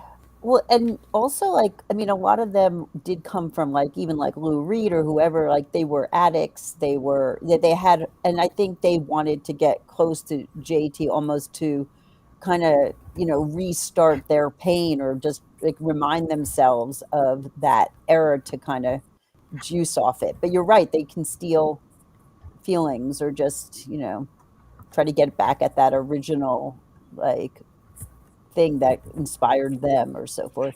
I mean, it really was for me, like, I remember thinking, like, it just seemed like this little Rimbaud character. Like, people were like, "Oh, it was almost did have, like, almost it was too good to be true energy." And everyone, I mean, but it was like Gus John Waters, it was Tom Waits.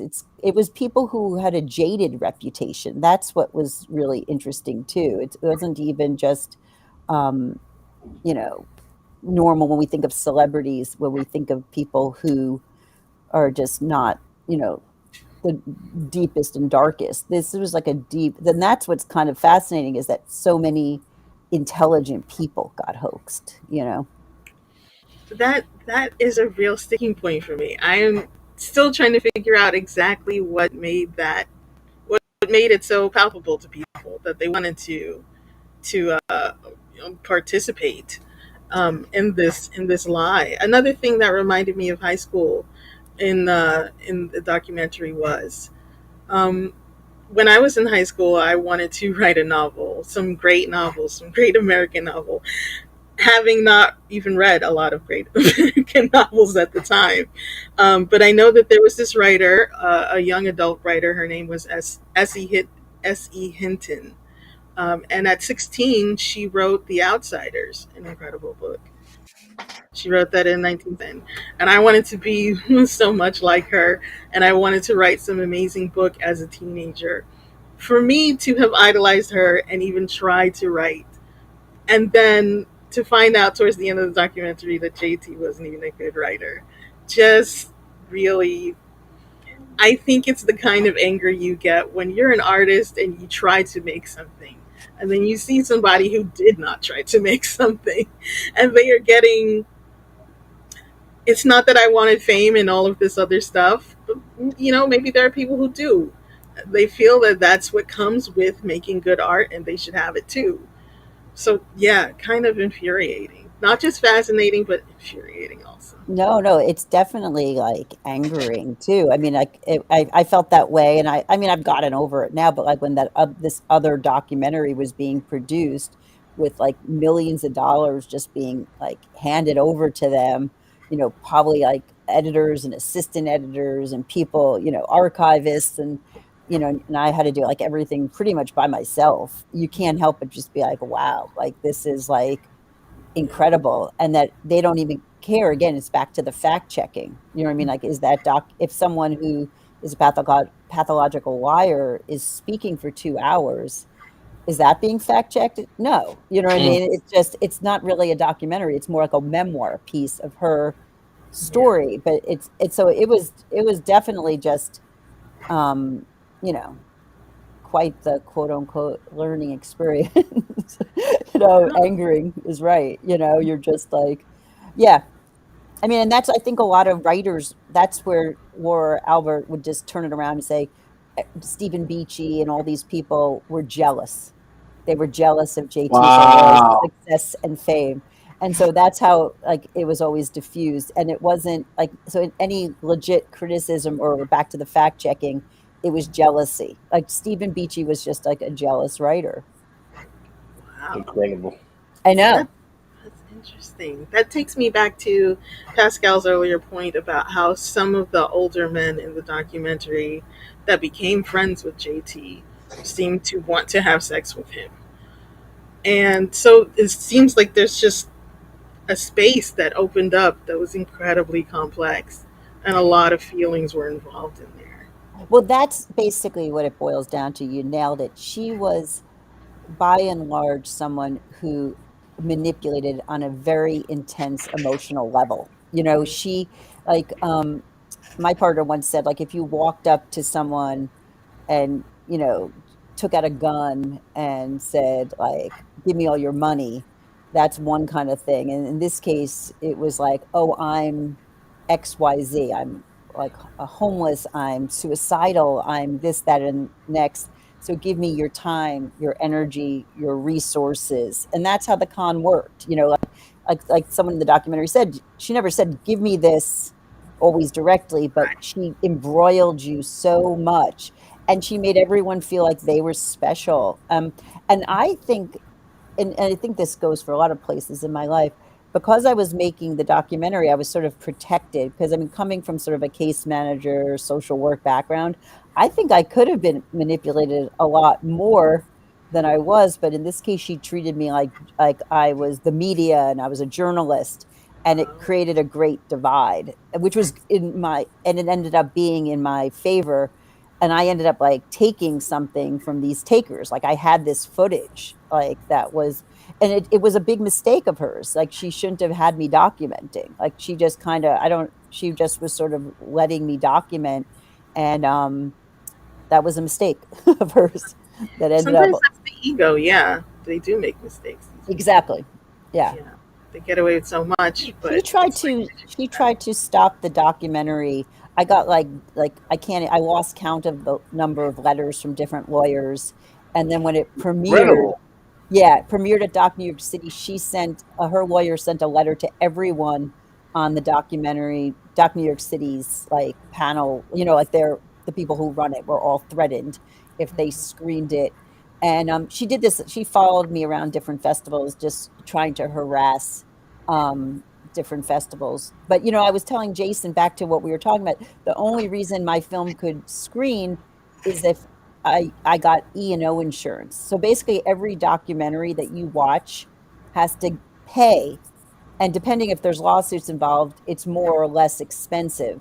So we say we have a First Amendment right to freedom of speech, but no one could screen my film unless I pay $10,000 or $12,000 for E&O insurance. Errors and omissions Yes. insurance. So that is like really crazy because, I mean, I happen to have people who were backing me who paid it at the last minute, right before the festival premiered.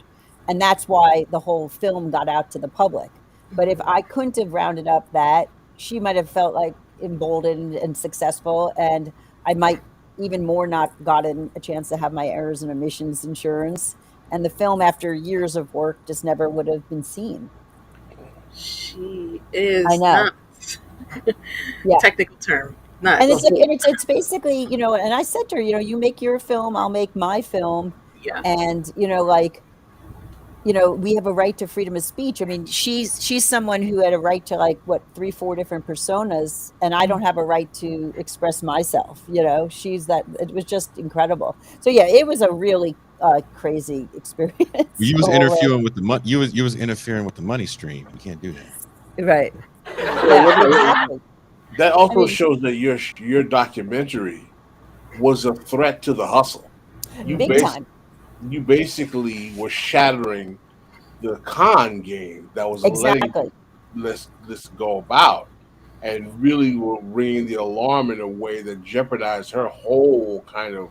self-aggrandizement scheme.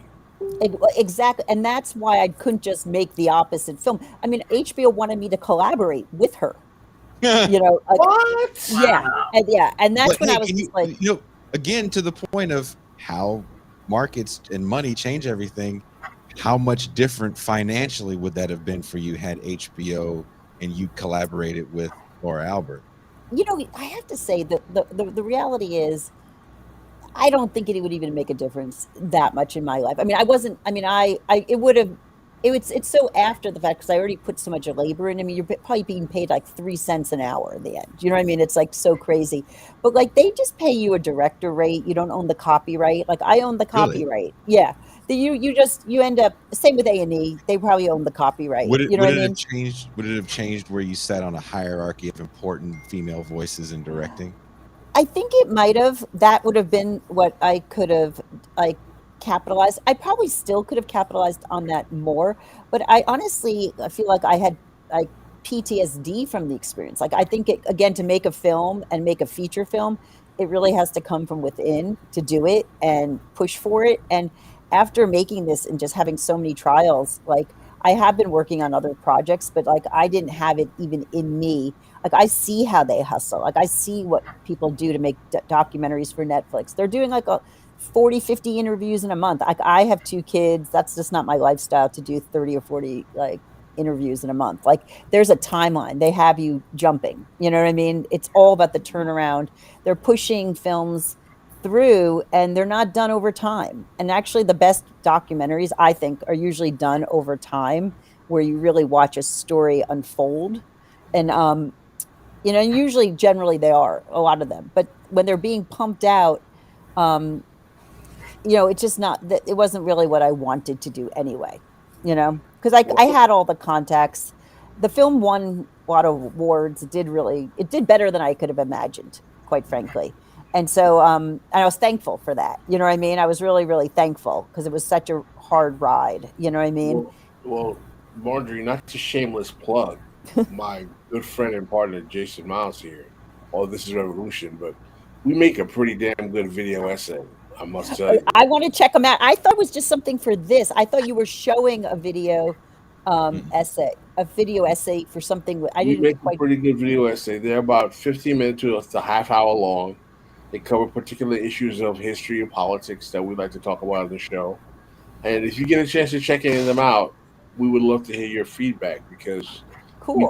you definitely made an impact with your documentary thus far, and we'd like to hear your expert opinion. I would love to watch. I mean, that's great. I mean, video essays are really interesting. I think in general as a genre, like that's a really cool thing to tap into. That not a lot of people are tapping into. I don't think. I don't think there's as many people doing it. Not with You a know? certain level of. I mean, there's some people that are doing some really good work, but there's a certain level of. I think we all agree. Quality. Background research you have to do into this kind of stuff. You Right. can't just go, I hate JT LeRoy or I don't dig this lady, and then start doing your work. I mean, there's interviews you have to do. There's a lot of background reading you have to do. So Yeah, I'm sure. I'm sure you really. it's trying to get them out every month. To your point, early, mass producing everything is going to, I felt was watering down the product, so I actually stopped doing it for a while. Every month. Yeah, that's a lot. Yeah. It's time consuming. Well, it's just there's the actual creation, but also just the way a story unfolds. Like I think someone was asking like where I think Marcus asked like where it was going. And that's really always the question, like does the story ever end, right? Like Yeah. you can keep following things forever, you know. I guess we have a question for you, Marjorie. That you want to say this M Tucson? Sure. Sure, I'll read it. So we have a question from Jessica Sanlu.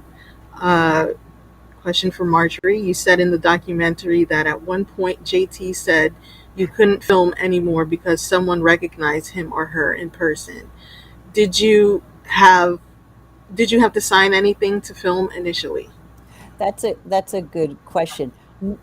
No, and that's actually kind of what broke up our relationship in a sense. It was part of it. Like there was one of my only like part phone conversations when I was brought in to make the film. I was filming and I hadn't even talked to a lawyer, and then I did, and they said, "Oh, you should get something signed," but it doesn't matter because he's a public figure. You know, he's a celebrity, and public Right. figures and celebrities, you don't really need anything to be signed. And that was the kind of thing that though Laura Albert was saying she didn't sign it, but they were public figures. She's put it all out there. She's put it out there over and over again, her story, you know, in so many different ways, like her personal story too, that you don't have to get anything signed. And I didn't initially, yeah. So I didn't, but that was when that after that person on the Napa Valley shoot where I went for the New York Times ran into JT. That was a really weird thing because that was one of the things Laura Albert was careful. She said that if you saw JT LeRoy in public, you weren't supposed to acknowledge JT. You weren't Mhm. supposed to say hello. And like I remember seeing JT Savannah Canoop on the bus Yeah. and being like, "Oh my gosh, there's JT," and not saying hello On Muni? on the bus. And then I didn't say hello, and then I just basically was sort of like, when I got home, I emailed JT and I said, "Oh, I saw you on the bus." This was after I'd already been warned not to say anything. And I got a response from some new secretary that's saying, "JT's in London right now. Um, Mhm. so you didn't see JT." And I remember, you know, to my credit at that time, just sort of responding, unless JT learned how to astral project, I know I saw JT on the bus right now. So like Laura went, you know, to London, and, you know, JT was not in London, obviously. Hmm. It's an oversight. Yeah, yeah. There was a lot of those weird, cagey, strange moments. Like one time, I said to Astor Jeffrey Canoop, he was saying they live in the Tenderloin, and I was like, "Oh, like where in the Tenderloin? I work in the Tenderloin." And then all of a sudden, he's like, we're also staying in the Mission too." And I'm like, "Well, where in the It's true. Tenderloin?" Who does Yeah, that? and yeah, and then it was just like not really giving me an answer. So then you're like, "That's weird." And there'd be, like, and then in retrospect, you add up all those very weird moments, but during it, you don't. You know, you're just like, "Oh, that's weird," but whatever. You know. Can you let us know who is Jeffrey slash Astor, and do you feel he's a victim? Oh, that's Mm. interesting question, right? That's a Mm. really interesting question. One I really spent a lot of time. So Astor was Laura Albert's partner for many, many years, and they raised a child together. They all came over originally to my house and did watercolors. And interestingly enough, Astor Jeffrey Canoop's best friend was someone I was friends with and close with at one point too, which is just shows how overlapping the whole worlds were. Um, is Jeffrey Canoop a victim or not? I don't even know how to answer that. That's like always that question, right? People who are complicit in you know, a fraud or a scandal or things much worse than this, right? Who possibly, you know, are taken or brainwashed. I mean, I think, put it this way, I think Jeffrey Canoop's whole life would have went a completely different direction had he not met Laura Albert, while Laura Albert's life would have been is hers. You know, so he got taken onto the ride. Um, and I don't think um he would have made the choices he did, but he made his choices. So, you know, so is he was definitely a participant, so it's hard to call him a victim per se, but I think he's not a sociopath full on, you know. Yeah, Well, you he can see it. also made a Mhm. book too, right? Or wrote a He book tried. on. I mean, he's like such a funny part of it because he's into his music, promoting his music, he's into promoting a screenplay, back to like all of them. And you know, it's like he comes from that culture. His father was a filmmaker. I mean, it's the hustle culture. So he's a hustler, you know? But They I had a don't couple think bucks. he's harmful. Like, I don't think he would have tried to, like, harm people, but he didn't. I don't think, to be honest to everyone, I don't think Savannah Knuth and Jeffrey Knuth really knew the full extent of Laura Albert's manipulations, like, on the phone.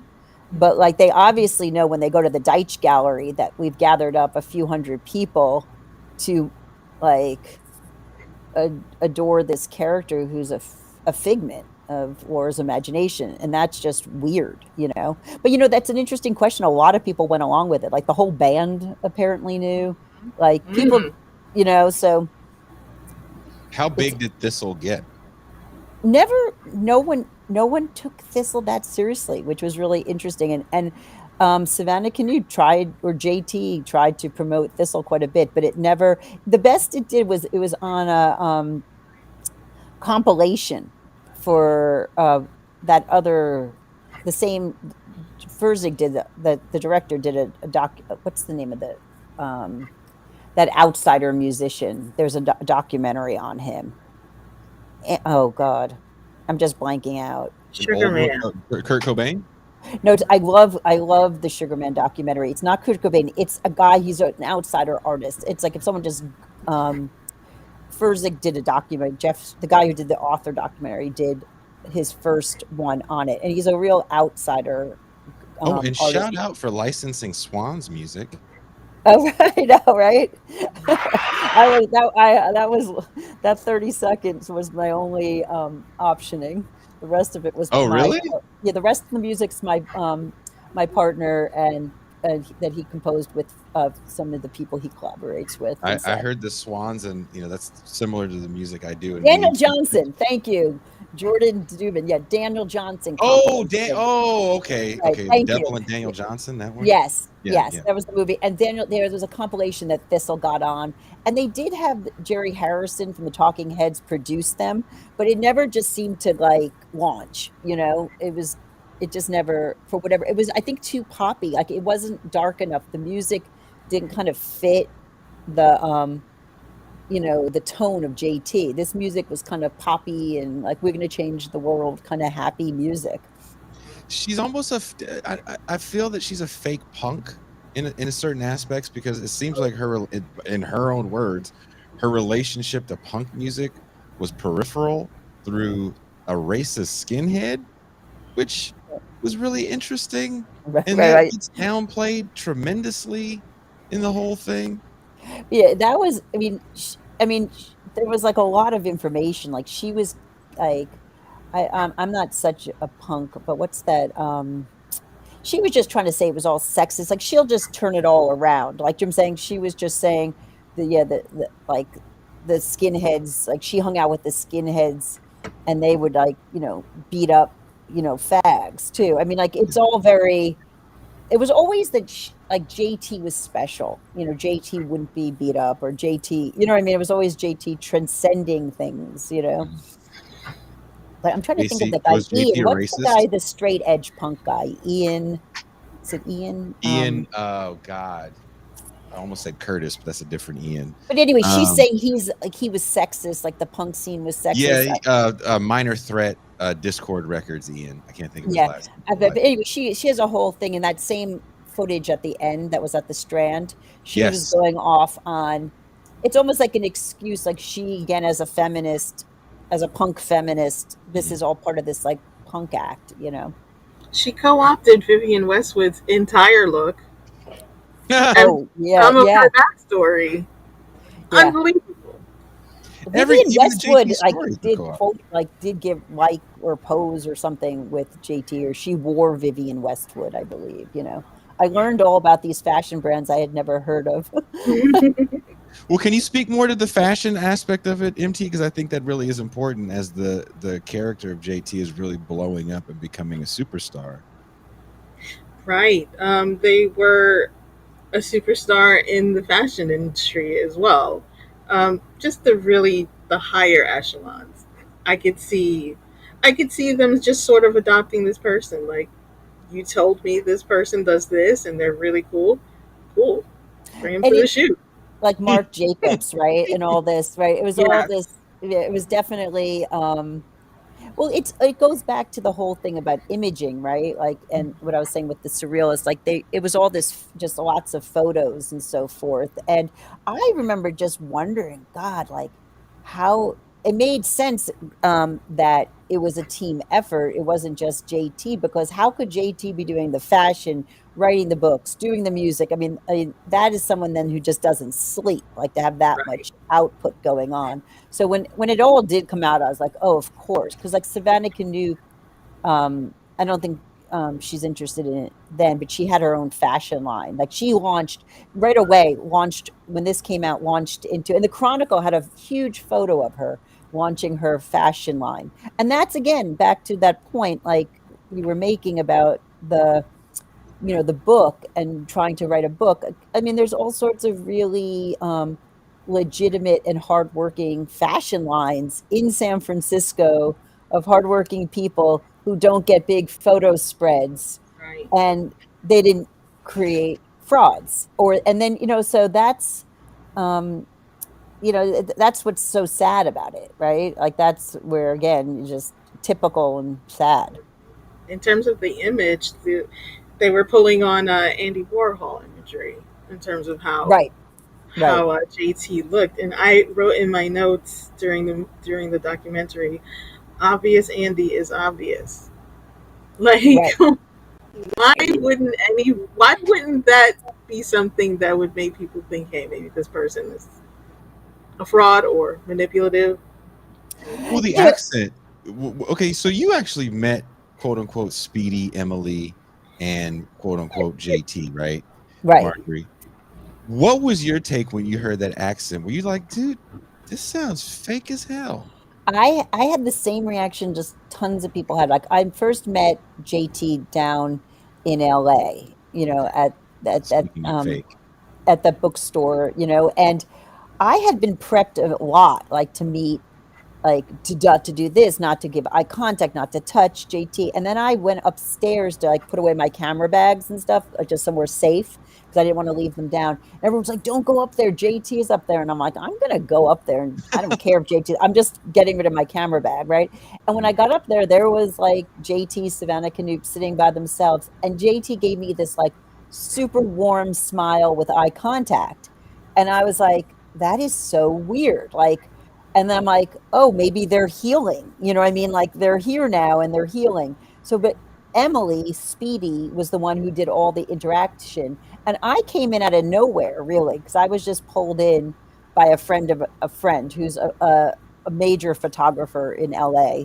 And she pulled me in and I was there. And so Speedy Emily was kind of like, "Who are you?" And I was like, and I knew that like Speedy was, so I was trying to be pleasant to Speedy Emily just because, the way everyone was, because you're trying to do this documentary on JT, but she was odd and she was just really controlling and then wanting me to shoot pictures of the Thistle band and just like it just seemed really strange. But again, I'm stretched wide. I've been living in San Francisco a long time.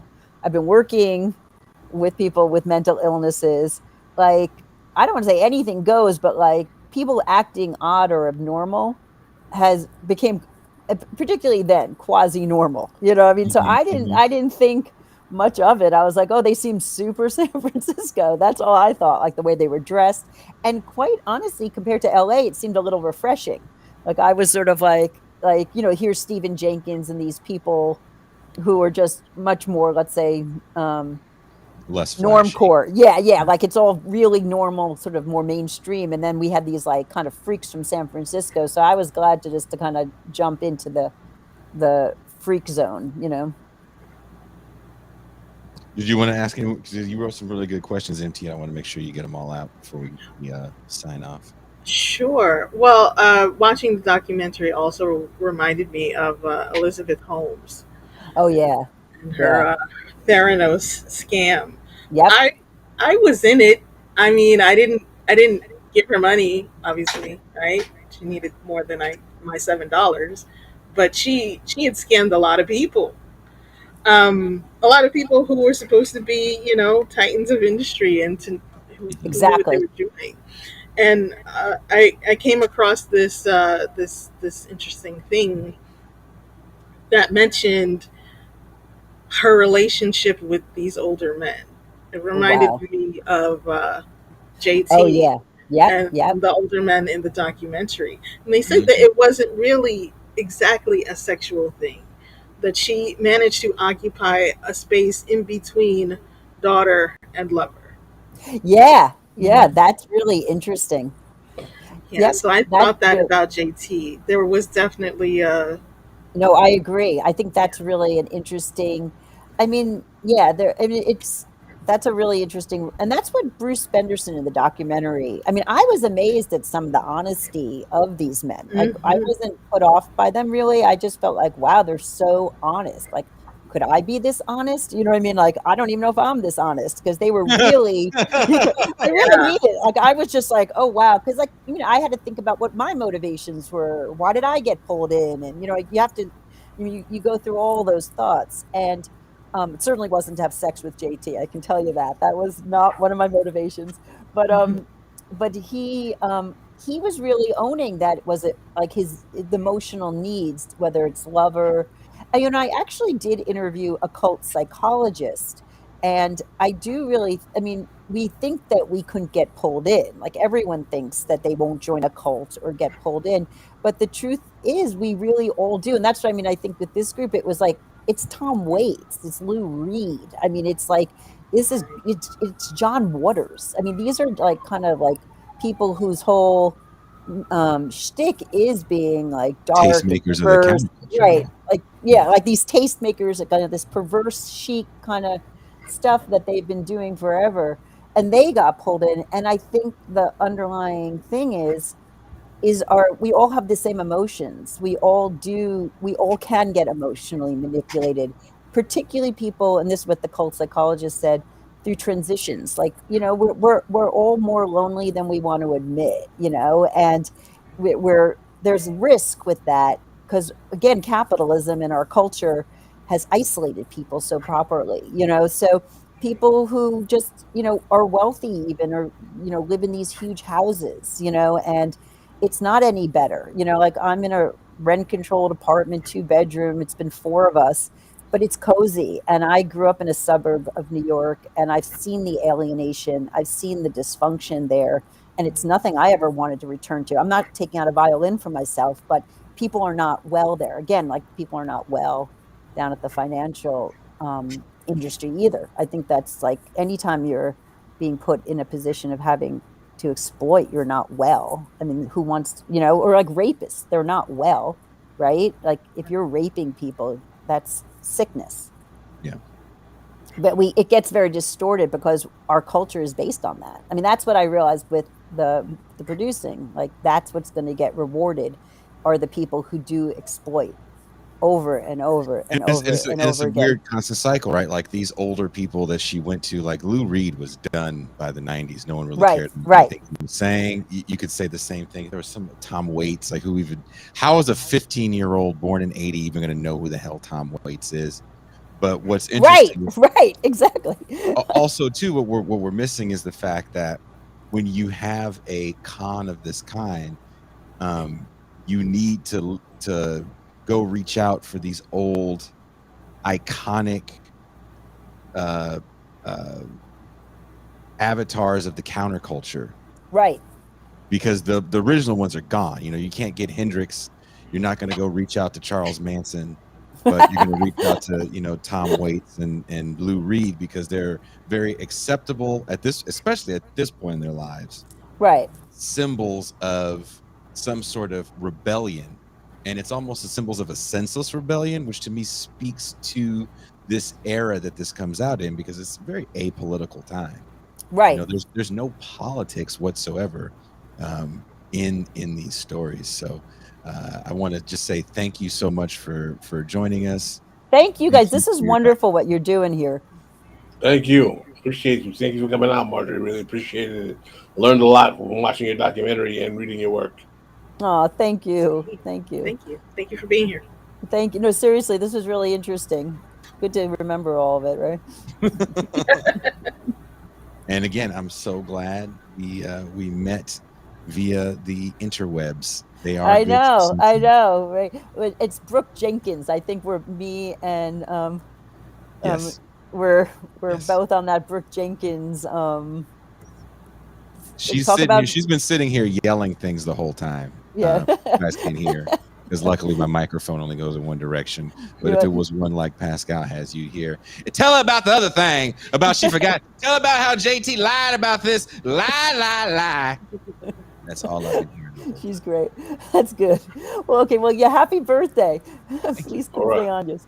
Okay. Have a good one. Have a great day. Enjoy your day. Okay. You Thank too. you. Bye. Take care. And that was Marjorie Strum.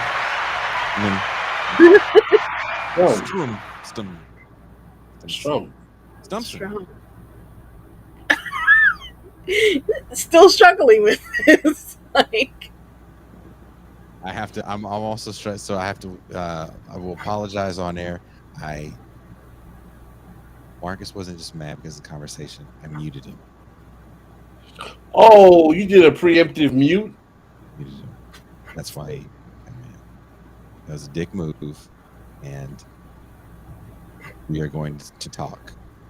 And by talk, I mean I'm going to sit there and let him scold me. Marcus, and y'all do what y'all have to do. yeah, bro it out. It happens. It happens. No. It happens. I know him in real life, so I'd rather do it virtually than personally. Because he's big enough to beat your ass. He is. And because you're not 5'10". He's quicker than you think with that size. And the last time I'm trying to do is catch them hands. They're big. You got the really light dreadlocks. You can stick a move with those. Yeah. Look. I'm not trying to have all the Jamaican come out in an ass whoop. That boy tried to silence me. Yes, the chat in the audience loves Marcus. We need Marcus for our Saturdays. The show Saturdays are not the same without Marcus. We love Marcus. Yeah. And Winston. The last thing I need right now is to see Marcus in DC and have him slap the taste out of my mouth with them big ass banana hands. Yes. He is a giant. Why they gotta be banana hands though? Because he's a big Negro. He knew he had banana hands when he had his big ass family. He's sitting there right now adding all these to the list of things. And that's You have to say that about bananas? Check. Talking about machetes? Check. Yeah, I brought up machetes. Jamaican accent shit. Right? In Jamaica, they call a machete a cutlass. Yeah, I'm not trying to get a cutlass up the ass because Marcus is mad. Have my butthole looking like JT's fucking real. Damn. Anyway.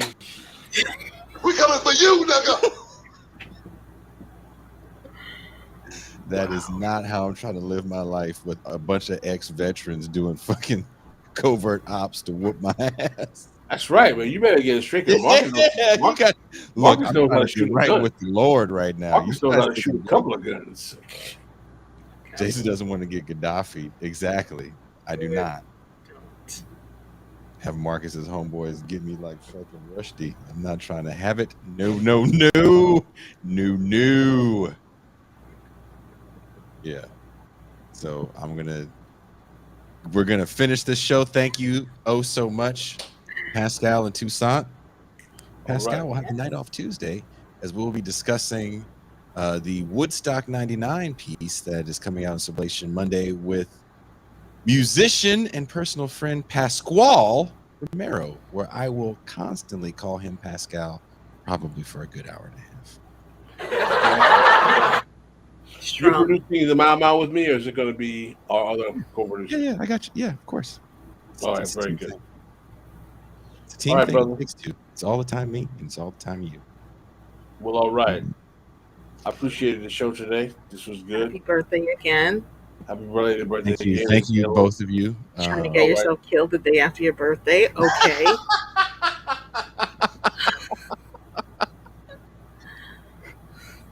I'm laughing now because I'm not going to be laughing in like 3 minutes. No, you won't.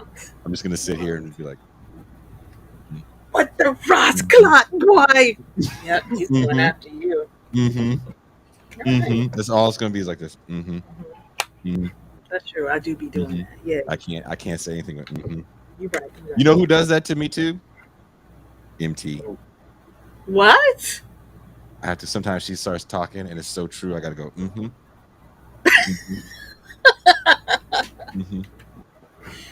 When I'm getting scolded, it's like. Yeah, you did drop the baby. Yeah, I just gotta go.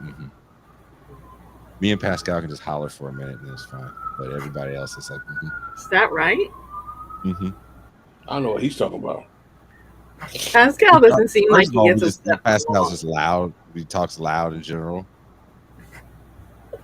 He talks loud. Except when we're checking a mic. Except when we're checking a mic. He's got the coolest radio voice in the goddamn world.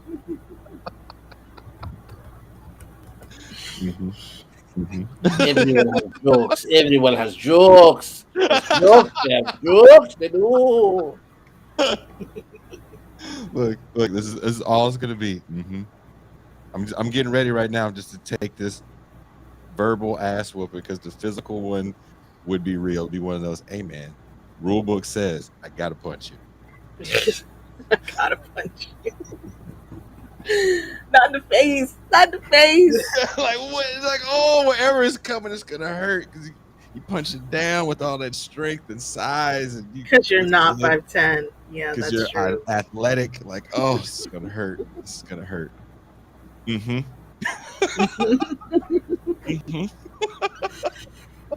glad y'all are gonna work it out. That's good.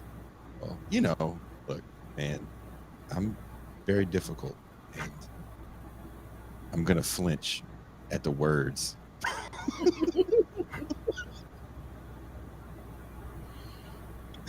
Well, thank you guys for hanging out with us. The link in the description to, almost said Laura, to Marjorie's documentary is right there. You can watch it. Let us know what you think. Leave a comment. If you're listening to this on the audio only, leave a comment on what you think about the documentaries. Go watch Laura Albert's documentary as well, because again, when you watch hers, there's a lot of, I didn't send you guys the link to hers, but there's a lot of missing points, and it's non-linear. It's all over the place. And at the end, Laura Albert goes, what did they think it was? It was always a fiction book.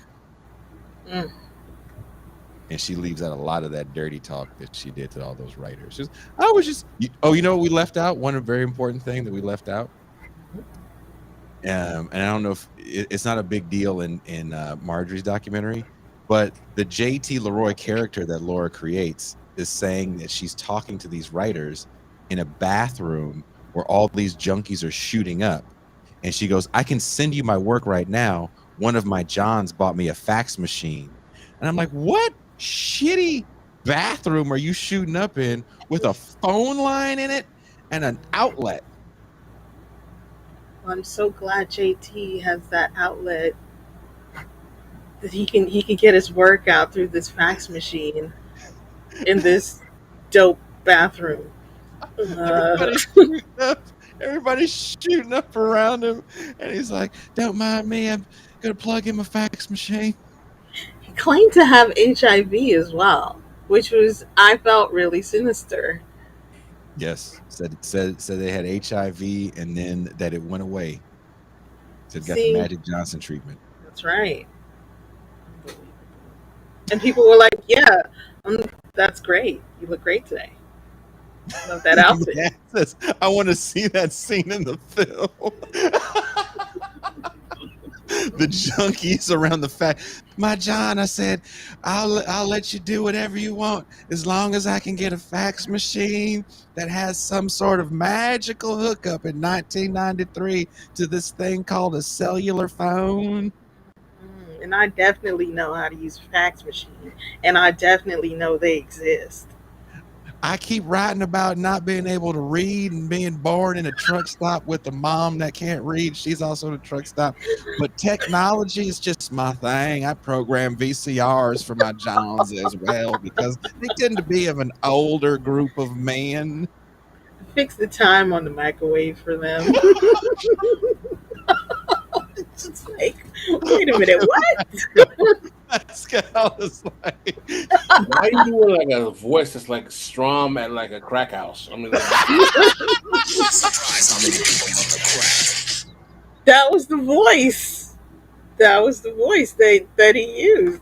Can't believe how many times he said he can't read.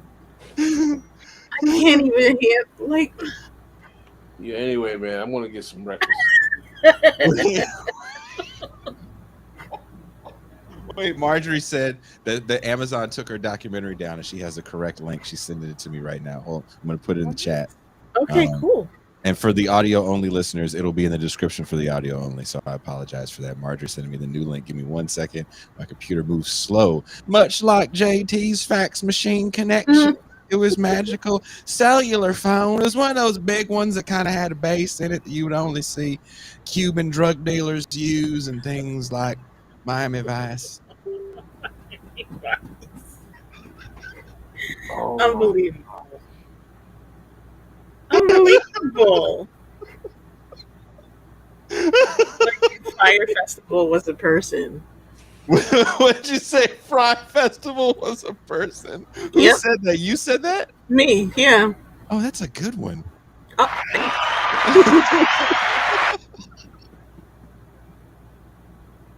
Everything that woman did was so fucking stupid.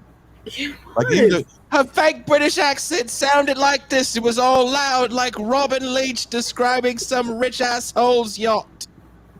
Please, sir, can I have some more?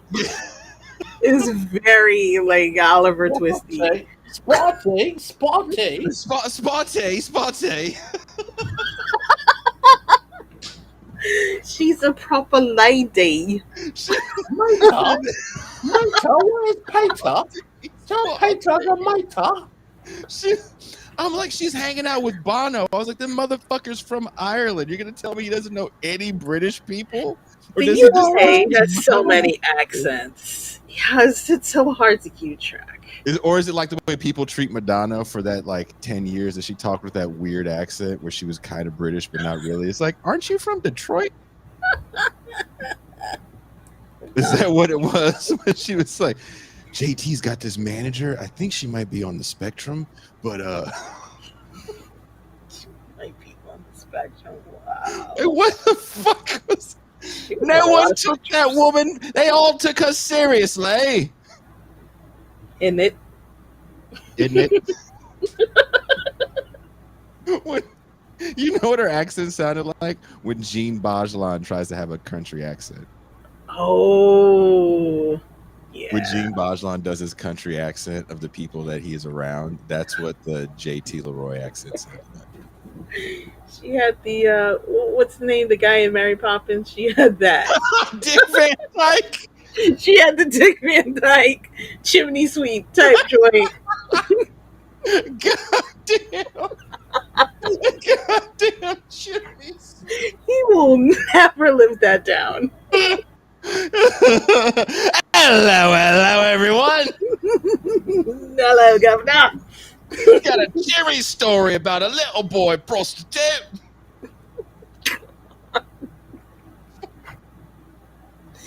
Like, what a horrible person. Like, seriously, Yeah. also, guys, watch Marjorie's documentary, because one thing that Laura's documentary doesn't get into at all is the way that actually, and this is what I found very, very heartbreaking, is that the LGBTQ community in San Francisco really got behind JT because they felt JT was a voice for them and the exploitation that they deal with on a daily basis. And they even had made a statement about it.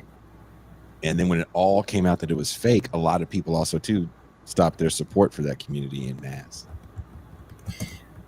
So really horrible things this woman did. You know, we're literally making fun of her because she deserves to be made fun of.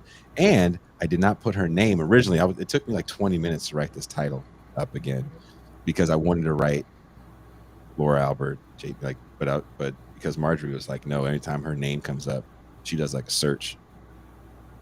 She'll take shit down. So the last thing I want to deal with is some, Cockney Southerner calling me up. Southerner from the turn of the century. The turn of the century Cockney Southerner. So thank you guys. And I'll see you guys Tuesday, and you'll see these people Wednesday. Not MT. You'll never see me. You'll never see. She's coming to the Mau. Oh, Yeah, I'll be there. It should be on the phones too. Because I'm a real person, not like JT or Amy Cherise. You won't see me, but I am a real person. you should screen all the calls like JT LeRoy. No. We gotta wrap it up, Jason. The accent was so bad.